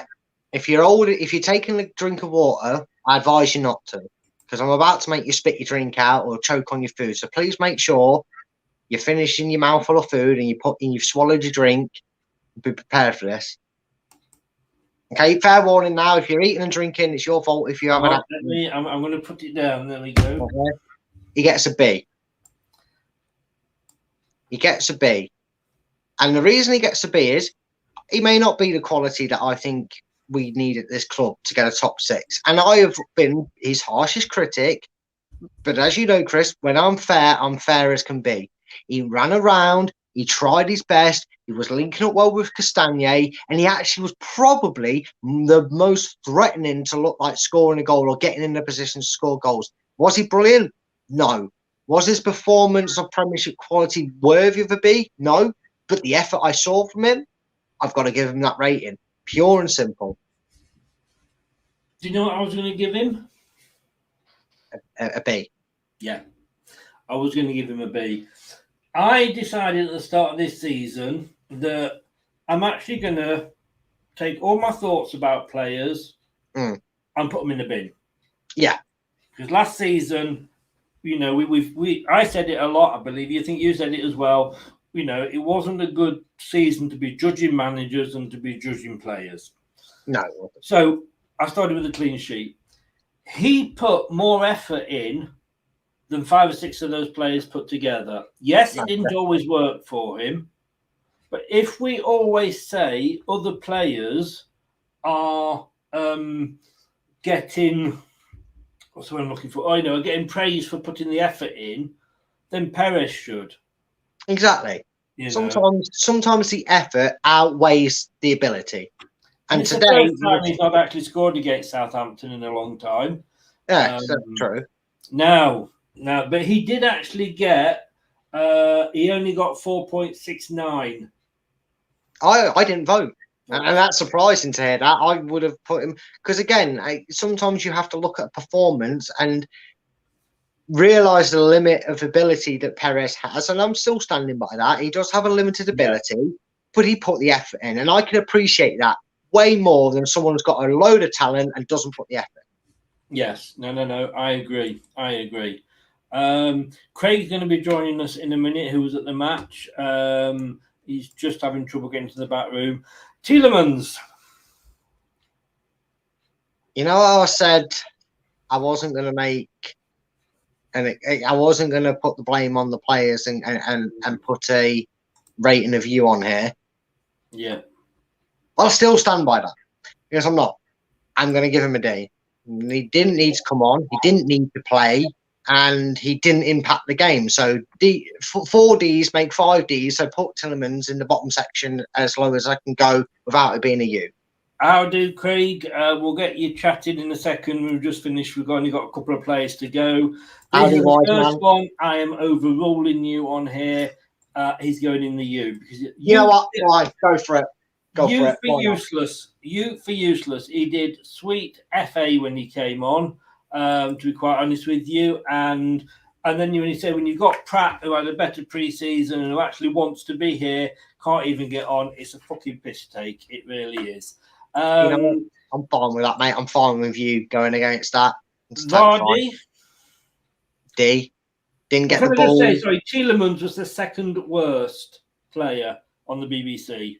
Vardy, you're giving a D. Yeah, again, not his fault, but after we scored, he didn't see the ball.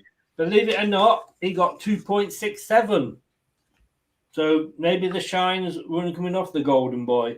And finally, Danny Ward.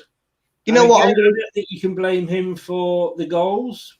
No, you know what? And again, just because you said that, you can't blame him for the goals.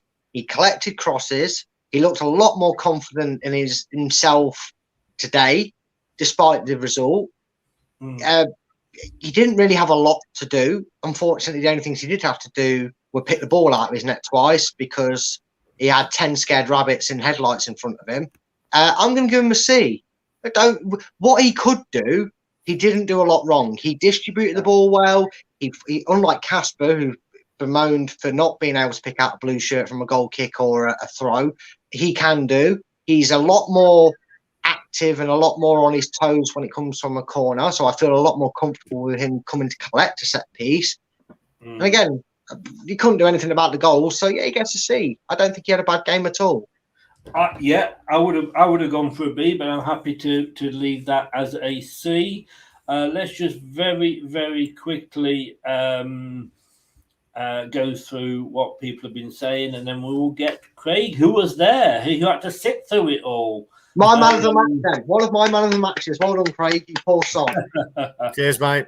Thank you. Let's have a look. I'm just looking. Looking at your. Craig, I'm just going to go. Sorry, Craig. I'm just going to go. I'm just looking at the ratings. You go. My connection's not great, so. No problem. Not a problem. But I wouldn't disagree with where you've put players there.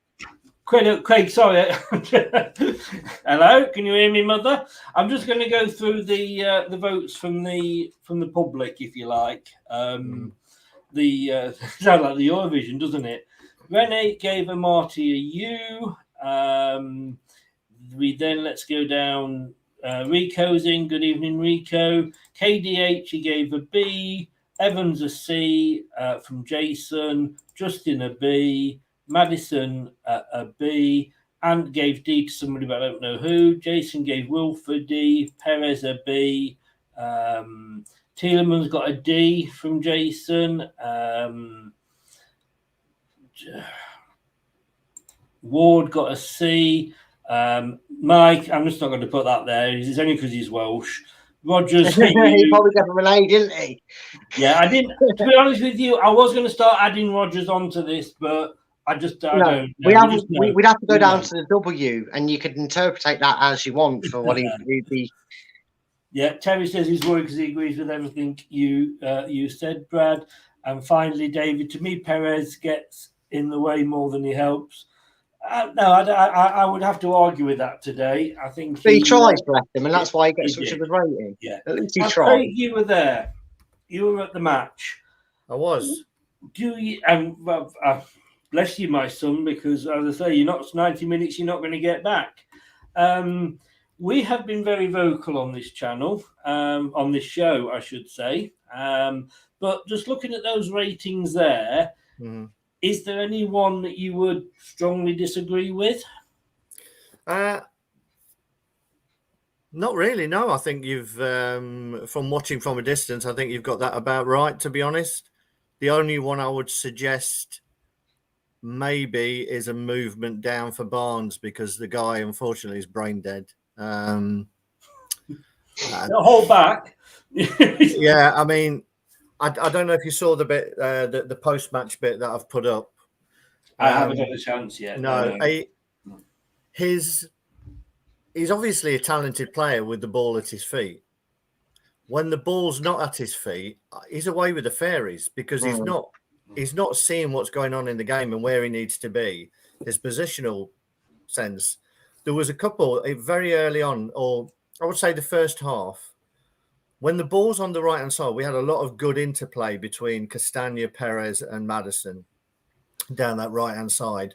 You'd look up and Vardy was in the box and Barnes was signing autographs for the fans, I think, on the other side. He had no intention of trying to make his way into the box to get on the back post. It's just really, really disappointing. And sometimes in the second half, when he should have been an out ball, he was drifting inside. He's just really disappointing. Is this the player's fault, or is this the way he's being asked to play? No, it's the player's fault. It's very easy to say it's Brendan. As soon as you step on the pitch, you're a professional footballer. You should know where to be.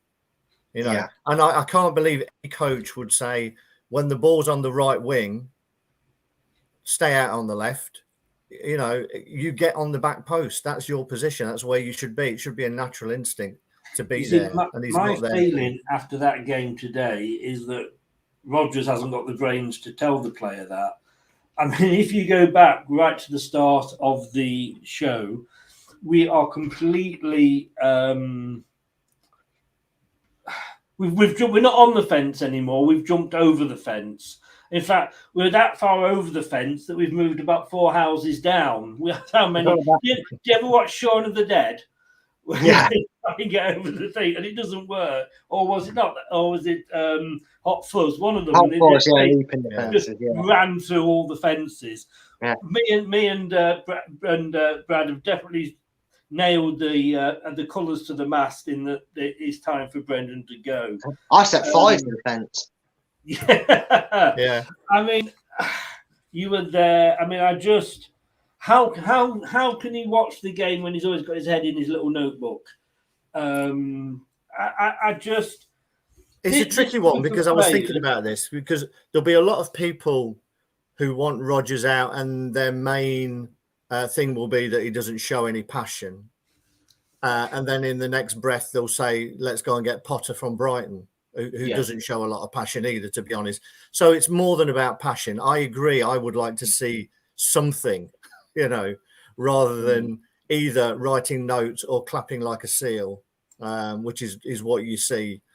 It's a really, really difficult one. I mean, sometimes the thing is, I mean, I think Rodgers is right in what he said in that the squad needs a refresh. Every 3 years, it needs a refresh.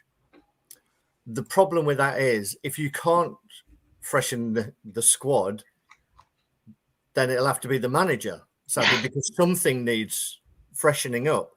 You know, a manager can't speak to the same players for 3 years and those same players get energized by him. So you try and freshen the squad up.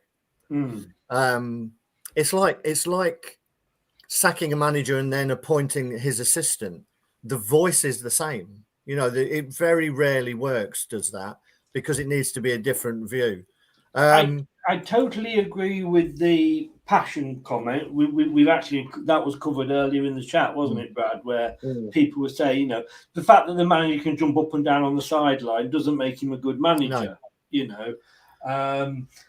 But I think, what I would say is I think Brendan is allowing his frustration at the club to come through. I think I don't know if he's pushing for something to happen, but I don't think the narrative that he is pushing now is in alignment with the management of the club. So it'll be interesting. You know, because he is talking about the fact it's not him. He wanted new players. He's not been given new players. I'm doing the best I can with what I've got, is essentially what he's saying. But basically, I don't think he is doing the best he can because his team has been better. Chris, I didn't say he was. No. That's his narrative at the moment. Yes. Yeah, no, I agree. Oh, no, I accept that. I'm just saying that's I his don't think he narrative. is. And you're right. I don't agree he's getting the best out of them. As you touched on there, his substitutions, his team selection, I don't get it. I don't understand how Pratt didn't get on the pitch ahead of Yuri. You know, what message is that giving to Pratt? You know, you've come here and you've said, I want to fight for my shirt. Great, well done. I'm still not going to put you on. I'm going to put the guy who wants to leave on ahead of you. I don't understand that. I tell you what, though, I'll give you 30 minutes against Arsenal in a game we've already lost. I'll just throw you to the Wolves. I mean, Yuri was terrible. You know, literally, you know, he was one of their better players, to be honest, for the period he was on. You know, he seemed to be at the heart of all their good stuff. Yeah, he was making some killer passes for Arsenal, weren't he? Yeah, I mean, just before he threw Ndidi under the bus with I don't even know, it wasn't, I don't know what it was, a hospital pass. He just rammed the ball back at him. But before that, he'd played a blind pass across his own middle of the park, which they'd broken away from. I don't know. Something isn't right. That's clear, isn't it? I mean, we've all watched that. After the watch along, and I did with Josh, he was very much saying that Rodgers will be the first person to be sacked. I mean, you've seen this, I know, and I showed this earlier, but it is, I know, only 3 games, but like Brad said earlier, we did this all last season. Well, it's only. And last season we said, well, let him get all the players back.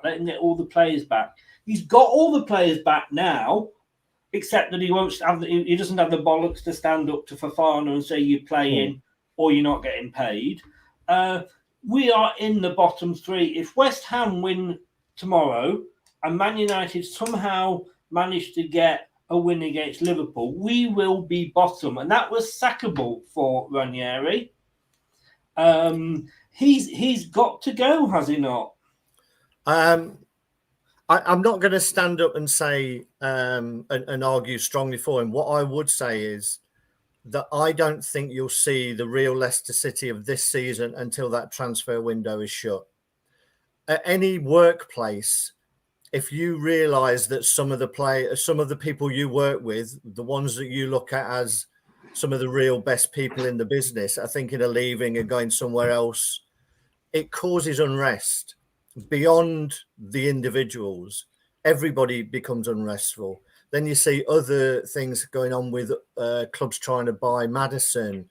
You know, there's so much unrest at that club at the minute. And until the window shuts, I think it's going to remain. I would, as hard as it probably is now, I would say you get the window shut and then you get another month in and see where we are. Because I don't think you can judge anything. And at the end of that window, would that include Fofana and Tielemans still being there? Either. They're either here or they're not. I think while it's all up in the air, it just causes so much unrest. I think when the window shuts, if they're both here, they get a couple of games to go and get their heads right, and then they realise that the best place for them is to put in some good performances this season for Leicester City, get themselves in their World Cup squads, and then get a move. Yeah, I agree with you there, mate. Ryan from Huddersfield Town, welcome, mate. You can sympathise with us. You're having a shit start as well. What is going on at both our clubs? Terry says clever people can subtly push their employees into sacking them. I mean, if they don't go and they're still here, they're obviously going to be here where they don't want to be. And yes, we should say, you know, right, you're here now, you play. I can't see Fofana doing that. Fofana is Mahrez Mark II. Do you know what I mean? You know, he we know what he's like with his, you know, he hasn't got the loyalty of a worm. Let's be honest with you. For me, and I know it's cutting our nose off, I would stick him in the under-23s and see how that does his World Cup chances. You've got to start because at the moment the players are running the club, and it's been said many times about Leicester. I mean, let me come to you with this one, Brad. I mean, you know, Ranieri supposedly lost the dressing room. You know, I mean, how many times are we going to have player power? The problem is Ranieri lost the dressing room in a different way, and every time I've been asked this question, I've given the same answer, and guess what? My answer's not going to change. I still remember us playing Chelsea away. We're in a white kit, and I think we lost 4-2 or something like that. And Ranieri changed the system and changed our formation so many times in that opening 45 minutes that there was players looking at the bench and they were doing that. They were like, "What do you want me to do? What do you want? You're yelling at me, but only 10 minutes ago you told me that's how you want me to." He lost the dressing room because they didn't know where they stood. They didn't know where they were and what they were supposed to be playing. It was like, well, are we 3 at the back? Are we 5 at the back? Well, there was so much confusion. And I think the problem you have with the system at Rodgers is, and I do agree with Craig in the sense, and I understand both your perspectives of how you'd handle the situation, but I also feel that while Fofana is unsettled and clearly sees his future elsewhere at Leicester, he's also no fool to know that if the window shuts come the 1st of September, sulking and throwing his toys out the pram is going to do no good until January. There's only 1 or 2 outcomes that happen between now and the 2nd of September. Top or Rodgers or whoever deals with it gets in touch with Chelsea or vice versa, and they maybe have a meet in the middle. You don't want to really pay more than 60 million. We want 80. He wants to join you. Call it 70. We'll strike a deal. We need this over and done with and done. Or he's going to get told exactly what Mahrez was told. Okay, here's a new deal for you, Fofana. You've got 5 years left in your contract. You've got 2 choices. Like it and lump it. Get your head down. Get your head sorted. Give yourself, if not Leicester, give yourself your all for the next 11 months. Do the best you can. Give your best performances week in, week out. And then I am pretty sure Chelsea will be willing to pay that extra 10, 15 million that they don't want to pay right now for you. And you can go with our blessing. And then Fofana gets told that, and he's got 2 choices. Because at the end of the day, you're a foolish footballer if you decide, well, you're pricing me out the move, so I'm never going to play football, even if you keep me here for 5 years. Because at the end of the day, no matter how nice you are as a person, if I was Leicester and I heard a player say that to me, I'd go, all right then, we can fine you 2 weeks' wages every month. Might not sound like much, but I will treat you like Gareth Bale.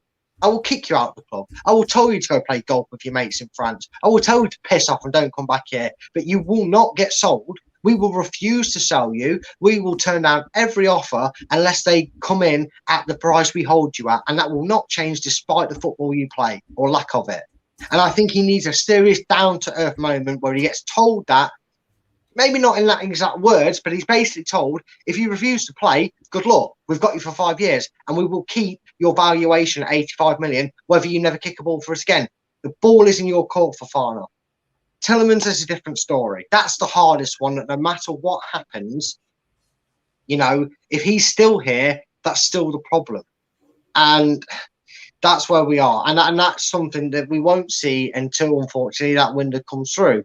After that, then we'll see. We'll see where the trouble really lies in terms of where we're at. Can I just say for Jack, who I think predicted a 2-1 to Southampton, and he's a Southampton fan. I'm not sure. Let's just have a look. I don't know if you could be able to hear this or not.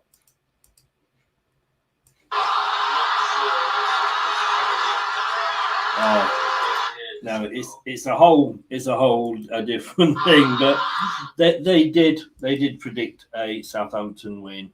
And good luck to them. They deserved it, But I think Craig's gone. He was having problems with his sound, so Brendan is too soft with the players. When does he go, Brad? Last question. When does he go? Well, look, if the hierarchy are going to take the season approach and go, it's 3 games, Brendan's got a lot of things out of his hand. And again, I said that even in my tangent of a rant, I even said, I understand that you've got things that are out of Brendan's hand, and I accept that. He's probably got 5 games. I would say he's got 5 league games. If we lose to Stockport, he could be gone by the Wednesday. but he's got 5 games, and that will give the owners the benefit of the doubt that they'll probably go, okay, X, Y, and Z aside, the rest of the squad and staff and whatever are happy and behind wanting to help the club turn this start around. We're fine with giving you the benefit of the doubt and time to do it. He's got 5 games, in my opinion. I would be happy if they got rid of him tonight and brought in Poch before Chelsea at the weekend. I wouldn't mind if he went before, given the state and staleness of him as a manager right now. But he's got 5 games, in my opinion, from the hierarchy. Well, I'm just looking here. So after this, if you go 5 games, 1, 2, 3, 4, 5. Yeah, you'd be agreeing with me because we play on the 17th of September away to Spurs. We then don't play again until the Monday the 3rd of October, which is Nottingham Forest, and I can't see us beating them. So there's a gap there, which I think, as I say, is an international break. That would be the perfect time to get them in. Hello, Craig. Hello. Can you hear us? Can you hear me, Mother? I can indeed. Although I'm not sure about Brad because he's not screaming and yelling. You still there? Well, we're just saying then, we've got small matters of our next games coming up. If I was asking when Brendan might go, I think if we lose to Stockport, I would agree with Brad and say that is it. He's got to go, whatever. We should beat Stockport, but, we've then got a small matter of away at Chelsea. Then we're at home to Manchester United, who, as bad as they are, must be sat there going, bring on Leicester. Mm-hmm. We're away to Brighton, which suddenly doesn't look like an easy game. We are home to Aston Villa. And then we're away at Spurs. And then we've got a week off for an international break. When we come back off that international break, we are at home to Nottingham Forest. Excellent. He's got 5 games maximum, surely, to turn it round. As I say, I think what's the last game before the window shuts? The last game before the window shuts. Well, the window shuts on Thursday, the 1st of September. Yeah. We are playing Manchester United on Thursday, the 1st of September. So the manager and all his staff will be at the King Power watching and hopefully trying to beat Manchester United. So who the fuck is going to be around to sort out any last-minute transfers? Well, yeah, there is that. I mean, one thing that baffles me in that list that you read out just quickly is, why is there an international break when we've got a bastard World Cup? Because I think it's one of the last times we play before the World Cup. It's the last opportunity for Southgate to ignore Maddison. Yeah, go on. Yeah, I see it now. I understand it all. Cheers, Craig.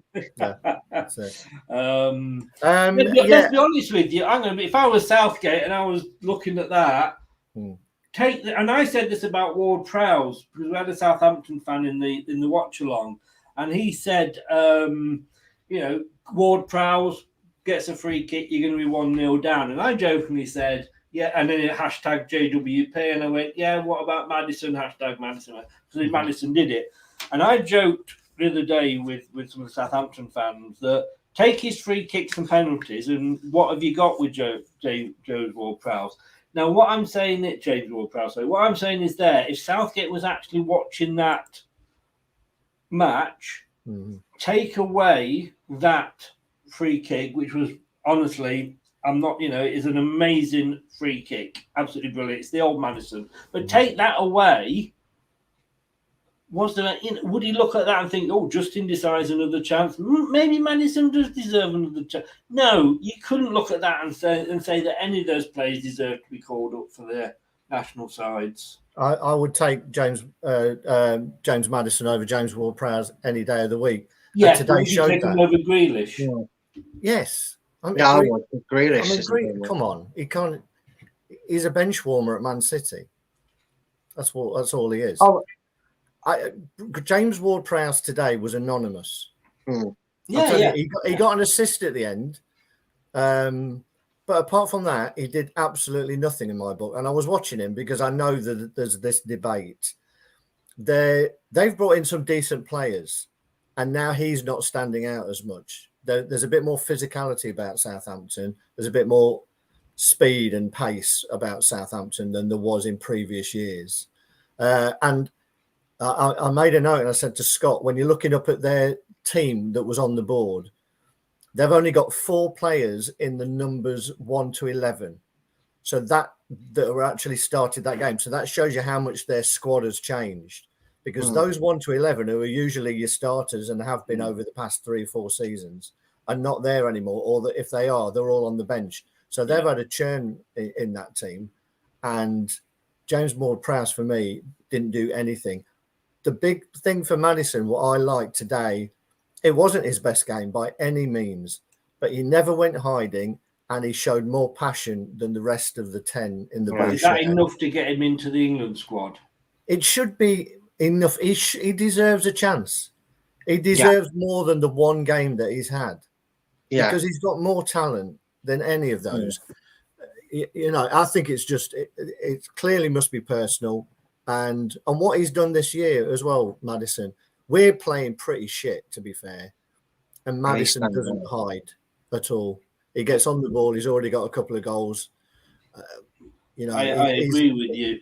He's a class act. But he obviously does something there that Southgate doesn't like. And at the end of the day, I suppose he picks the team, and he will be winners the World Cup or get sacked on the back of that. Yeah. I mean, I would say I'm in agreement with Craig. He is streets ahead of James Ward-Prowse. I don't, just because he's a good set piece taker, Ward-Prowse doesn't mean he's on the same level as Maddison. Grealish is a bench warmer at Man City, and he's now realised he's a small fish in a big pond. If James Maddison doesn't get, we're talking. Oh, is that me or is that Brad? He's got to get ahead. If he doesn't get put in the squad on the current form he's been in over the last 8 months, if he does not get in that England squad, we saw Jack Grealish and Declan Rice check their family tree history to make sure they could go from Ireland to England. I'd be looking to play for good Jamaica and seeing if I've got a great granddad that once shipped off to the Ivory Coast or something. If I was James Maddison, I'd flip England the bird if I had a chance to play for England. How about killing 2 birds with 1 stone, and we start the hashtag Rodgers for England? Hey, I like it. And all I would say is I think Maddison is streets above James Ward-Prowse. What my point I was trying to make was he anything other than that free kicking today? You were there, you said he was, and so sort of fair enough. Whether he would get into the England side, like I say, managers, you look at, some of the sort of players we've had with talent over the years that haven't, played as much as they probably should do. Frank Worthington, Keith, I'm going back a long way, obviously, for those. But just going back onto Rodgers for a minute, because we're not going to get away from it. The other week, he said that the Leicester team were not, and Brad knows what's going to be coming here. Rodgers said that the Leicester team was not experienced enough to get that win. Southampton's victory today was their first since April, was achieved after fielding the youngest Premier League starting lineup named by any club since May 2017, with an average age of 23 years and 238 days. Is Brendan Rodgers just full of bullshit or not? Well, I mean, you're quoting there you're basing that on one game. It's I'm basing it on the fact that Brendan said this team aren't experienced enough, and yet we've just been beaten by the least experienced team in the league. Aren't experienced enough to do what, though, Chris? I don't know. I can't remember exactly what he said, but obviously that's what I'm saying. What you're saying is there's a young team. Southampton put a young team out, and they won 1 game. But that's more than we've won. But this is the team. This is the team that Brendan said we were. A young team will then be able to go on and do anything. I'm not defending. What I'm saying is you can't take one game in isolation. if Southampton get into Europe with a young team, come back and say then that it's fully justified on one game. No, I think we have to. Sorry, Brad, just quickly. I think Brendan's never going to come out and blame himself, but I think he's running out of different ways of defending the players. And I think that's the issue. So that's why he's just talking bullshit and he's talking round and round and round because he doesn't want to call his players out. But I know there's no way that he could be happy with some of those players. But that makes it all the more baffling as to why those fringe players are not getting a chance. That's very true. And again, there's a difference between having the experience and being young, determined to prove yourself, and a little bit fearless. We've seen with Kieran Dewsbury Hall as a fine example. He's not the finished article by a mile. He's got years to develop, and and you could say that with Thomas as well. You can sometimes go out there and play a game and be fearless. And when you're doing well, or the opposition are giving you the freedom of the park to grow in your confidence, you can be young and fearless, but it tails out and it peters out. And eventually that squad won't always have the youngest age when they're playing, and they're not going to win games like they are. And again, like Craig said, if they do, we get into May and they're in the top 7, fair dues. We'll talk about maybe this experiencing. There's a difference between going out with nothing to lose and everything to gain as a youngster, i.e. gaining a place in the starting 11, nailing a place and getting your career off the flying start as a youngster. And there is being a 23, 24-year-old that's played 20, 30 games or come across the border and learning the English Premiership. I mean, I agree with Craig that Brendan says he can't freshen up his squad. Well, he's got Samore, he's got Bertrand when he's not injured, obviously. I won't mention the Voldemort of the defence that he signed. But again, you're talking Pratt and all them that don't play and haven't played a lot under Rodgers, no matter how long or short they've been here. If he wants to freshen the squad up and give a fresh intake, why doesn't he give Nacho and Pratt and Daka, who are probably invested behind what Rodgers wants to do? Because he's still only play Nacho as a single striker, and he can't play that role. But all I'm saying is that be careful what you're going to blame, because it will come back and bite you on the bum. True. If you look at it in black and white, he said that the team was not experienced enough. Those were his words, experienced enough. And yet we've just been beaten by the least experienced team in the whole division. And so you just got to be careful what you say, because these excuses, they do come back and bite you on the bum. We've all tried them at work, sorry, the bus was late and all that. She's on your bus and she's in, so it what I wanted to ask you though, Craig, really, because we were discussing this with Brad in the shows yesterday, because obviously it all broke about Fofana deciding he didn't want to play, etc. Now, I actually I asked Brad if Rodgers himself had been thrown under the bus a little bit, because he's come out and said, I don't want to, no problem, Brad, just whenever you're ready. He's come out and sort of said, to the answer to the question, we've got to sell players before we can buy players. Now, to me, that was totally the wrong thing to say, because it's put a big sign up saying, fire sale at the KP. He's not ready for that. He said yesterday in the conference that, he's not there to discuss finance. He doesn't have anything to do with that. Should either Top or Susan Whelan be coming out and explaining the situation? Because for me, if they'd come out first and said, right, this is what's happening at Leicester this season. We're all right financially, but we've got too big a squad, so we can't bring any more players in because we'll have a group of players sat there that we can't subscribe to the league and would end up like Barcelona. Or we gamble on the fact that we might get into Europe again by spending money on these players, and we end up like Leeds United and going bump. Had they come out and said that, and in fairness to Brendan, maybe he said that and he's thinking, oh shit, what do I say to this sort of thing?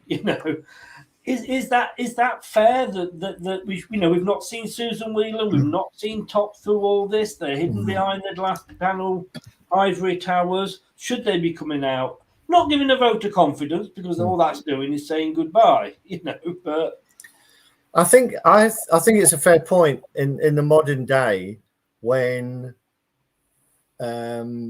football clubs are big business and there's so much that goes on behind the scenes to run a football club these days. It is a bit unfair that the only figurehead, the only vocal point that we get is the manager, because his part in it, in the overall running of the club, is very small. He's responsible for the players and what goes out on the pitch, but that whole club is much bigger. And you're right. You get the feeling that there's stuff going on behind the scenes that he's not particularly happy with, so he can't really comment on it. And when he does, he gets vilified for it. There's an argument to be made that there should be another figurehead, and I'll take you back a little bit to the days of. Do you remember a guy called Paul Mace? Yes. Now, Paul Mace, I think, was the head of communications or something at the club going back years. I think it was in the 90s, maybe even the 80s. But he was more visible and more vocal, and you were getting a different point of view. And he was commenting about business matters and club matters rather than team matters. And I think there's an argument to be said that there should be there is behind the scenes. Every club has a head of communications. They do. They sit who are they communicating to? Side of the manager when he's making his press conference. Exactly. And I think it's unfair for the manager to be getting all of those questions about how the club's being run. Yes. Because it's beyond his sphere of influence. So I think there's a fair point to be made and an argument to be said. There should be another figurehead that can come out and talk more openly about what's going on, and maybe then the fans would have a better idea of how finances work in football these days, how contracts work in football these days, because it's all conjecture and anybody can put anything on Twitter and it's believed, so it would be great. Let's hear something from the horse's mouth about how a football club is actually run. Thank you so much. Because, I'm blaming Brendan for a lot of it, because at the end of the day, he's the manager. The buck stops with him, but he needs help, and these are questions that are going to be asked. And he probably didn't mean it quite the way it came across, but he's making a soundbite or he's making a conversation that's picked to pieces by newspapers and TV into a soundbite, and it's dropping him in it. Yeah. And like you say, where the people that are supposed to be backing him, and maybe it's a worry that they're not backing him. Ant says here that Top was at the game, was he not? He looked, this was at the start of the game, and he went over to him, he was sat next to John Rudkin, and he looked like he was chewing a wasp. I'd said to Scott that I thought it was interesting that Top was there again, because towards the end of last season, I don't think he was around a lot. Obviously, he's got another business to run. But I think he'll be around until the window shuts, with players coming and going, contract renewals, God knows what. I think there's be a lot going on behind the scenes. And I think it's very easy to overlook the fact that we lost the guy who ran the club. Kunvichai ran that club. And all of a sudden, from nowhere, you've got a young kid who's being asked to run a football club as well as a business. And we can't expect them to be getting all the decisions right. Kunvichai had years and years and years and years of experience of running businesses. And now his son is being thrust into that. And yes, he can have some help from the likes of Susan Whelan and the like.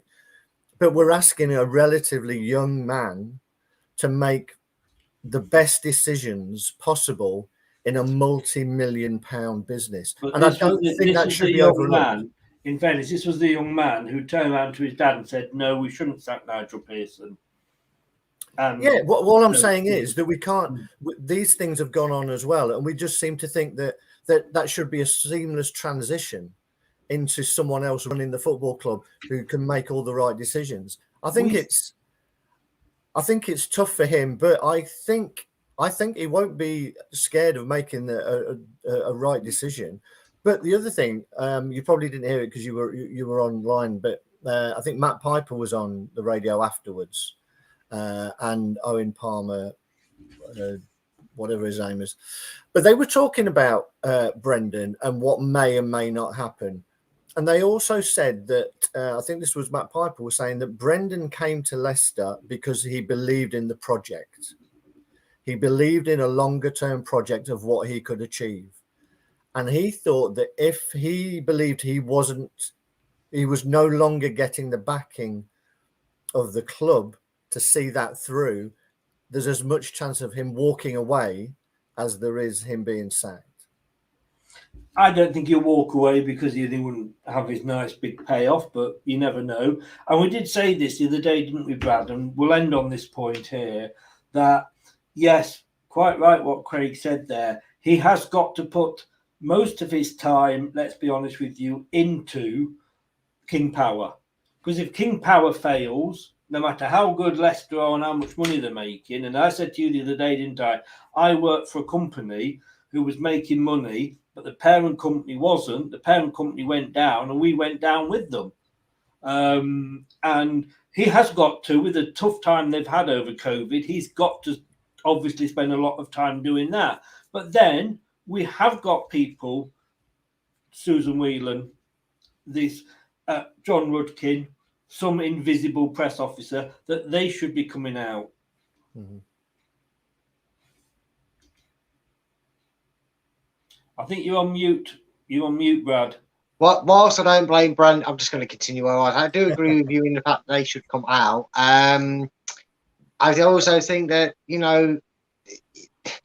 maybe Brendan should, you feel like discussions aren't strong in that communication. I think what you said yesterday would be very right. If Brendan gets asked that sort of question, he should go, I'm a football manager. My job is to manage the players, try and improve the squad, try and get the best out of these players. You can ask me about injuries. You can ask me about players going and coming because we're in a transfer window. You can ask me what my plans are for taking them out for tea. But as far as the financial state, that's not my area of expertise, and it's not my job. I don't get paid to deal with that. Yeah. That question for Susan Wheeler. I do. And of course, we all know Brendan is very much covering his own back. Just a quick one on that. Sorry, Chris. Just a quick one on that. And then I know you said it, and I think Ant said it there about Brendan walking away. Won't walk away because he'll miss out on a 20 million payoff or whatever. I think the most important thing to Brendan is Brendan's reputation. Yeah.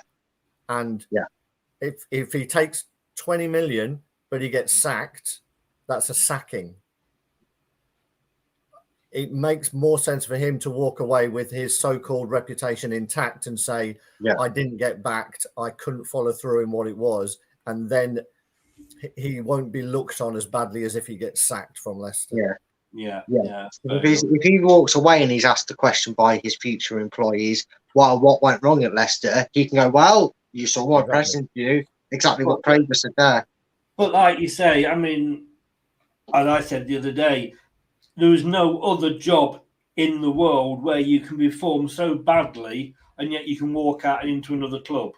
How many managers have we seen that takes a club down and they 2 weeks later, Steve Bruce, let's face it, his reputation was in the gutter, walks into a job at West Brom. I mean, there's no other job. So I think the fact of you being sacked, and he's already been sacked, let's face it, it doesn't matter in his industry because he will walk into a job whether we sack him or whether he walks. Final point here, which I just mentioned, OH Leyland have spent more this summer than they have ever before. And I'm sorry, I can't, it's like having a favourite son or being jealous of your little brother because he's got a little bit more money. It's how it goes. It's how it goes. I'm sure they were jealous of us for the last few seasons when we were spending 40 millions on signing Yuri Tillemans. Look, guys, we're going for a record here. We're just short of 2.5 hours. Thank you both. My biggest regret, I'm afraid, to you, Craig, is the fact that you had to actually go and watch that. But there we go. I've seen worse. The first 45 minutes was a good game of football. So, yeah, it's funny enough. I said that in my tactical analysis. Yeah. Believe it or not, we actually did play some all right football. Yeah. We've only got Chelsea next. Well, we've got Stockport next, but in the big term, I wouldn't. In a way, there's a little bit of me says, for fuck's sake, lose to Stockport. Let's drop it. Let's not try and fool ourselves that we're any good. But anyway, guys, that is where we stand. It's going to be a long season. It will probably get worse before it gets better. Bring on Man United. That's what I say. Craig, thank you very much, sir. Have a good rest of the weekend. Have a big drink and try and get it out of your mind. Good. Cheers. Good to see you as well, Brad. And you, matey. Always a pleasure talking to you about Leicester. So good to see you on the show. Even when we lose. See you soon, guys. Craig. See you soon, Craig. And Brad, thank you so much as well. I'm going to keep it short. A matter of opinion, your channel, the link is in the description below. Do go on and check it out, guys. Basically does what it says on the tin. Brad, thank you so much, sir. You're going to have a day off without me tomorrow unless they decide they're going to sack Brendan over the weekend, and I'll no doubt have you on. Yeah, no doubt I'll get a message off Twitter from you saying, are you free? If you see me come up, you think, well, no, I don't do your Twitter. You don't reply to your Twitter. I have to go back onto Facebook. I know. I've got messages mass from you. I get a notification saying, it's like Chris again, message you on Twitter. Do you want to read it? I go, no, just pretend I'm asleep. Yeah.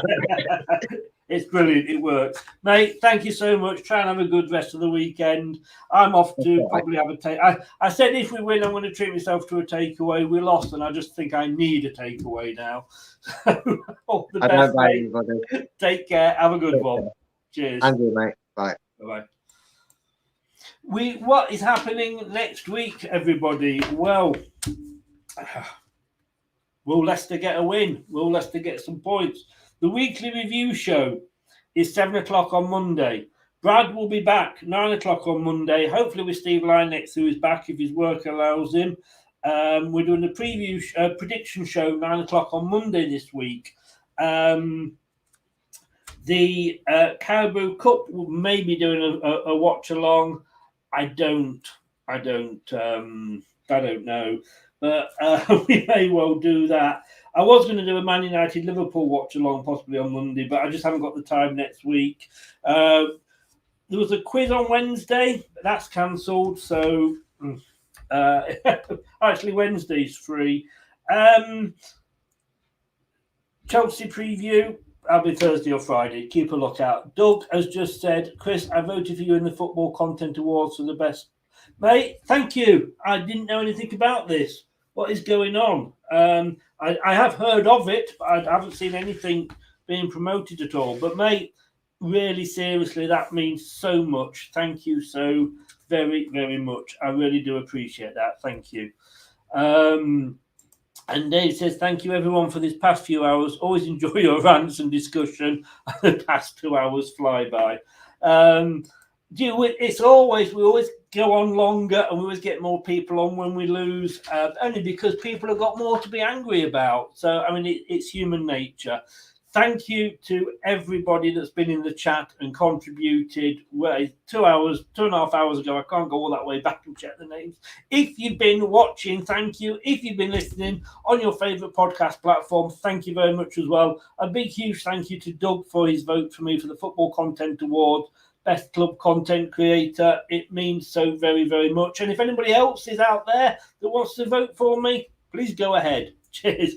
I'm going to go off, have a takeaway, have a couple of beers, fall into my bed, and I'm going to sleep. I have actually not eaten all day, but then again, I didn't get up till 12, so that was my own fault. Thank you very much for sticking with us for this length of time. Please, if you haven't done already, please subscribe. Check out all the guys in the channel, in the chats, the Dugout Football channel, Ants Leicester Football channel. Go and show your love and support to them as well. Please subscribe. Please, the Leicester Till I Die. 1,500 we are trying to get to. We're not so far off now. And smash the likes if you haven't. And I say, if you've been listening rather than watching, thank you very, very much for lending me your ears. I will let you have them back now. I've chewed them enough. Take care. Goodbye, guys. Remember, don't do anything I won't enjoy. Good night.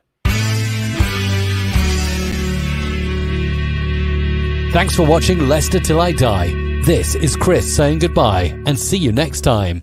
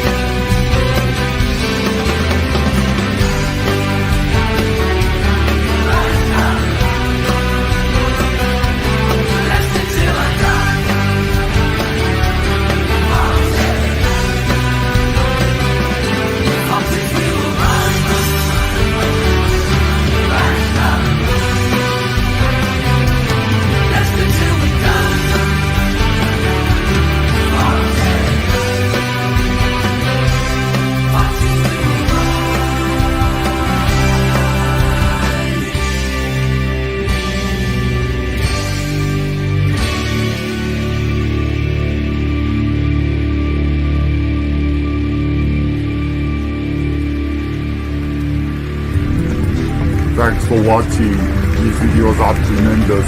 You better like them too or I'll be back. Cool. I'm out of here. Ooh, that's a wrap.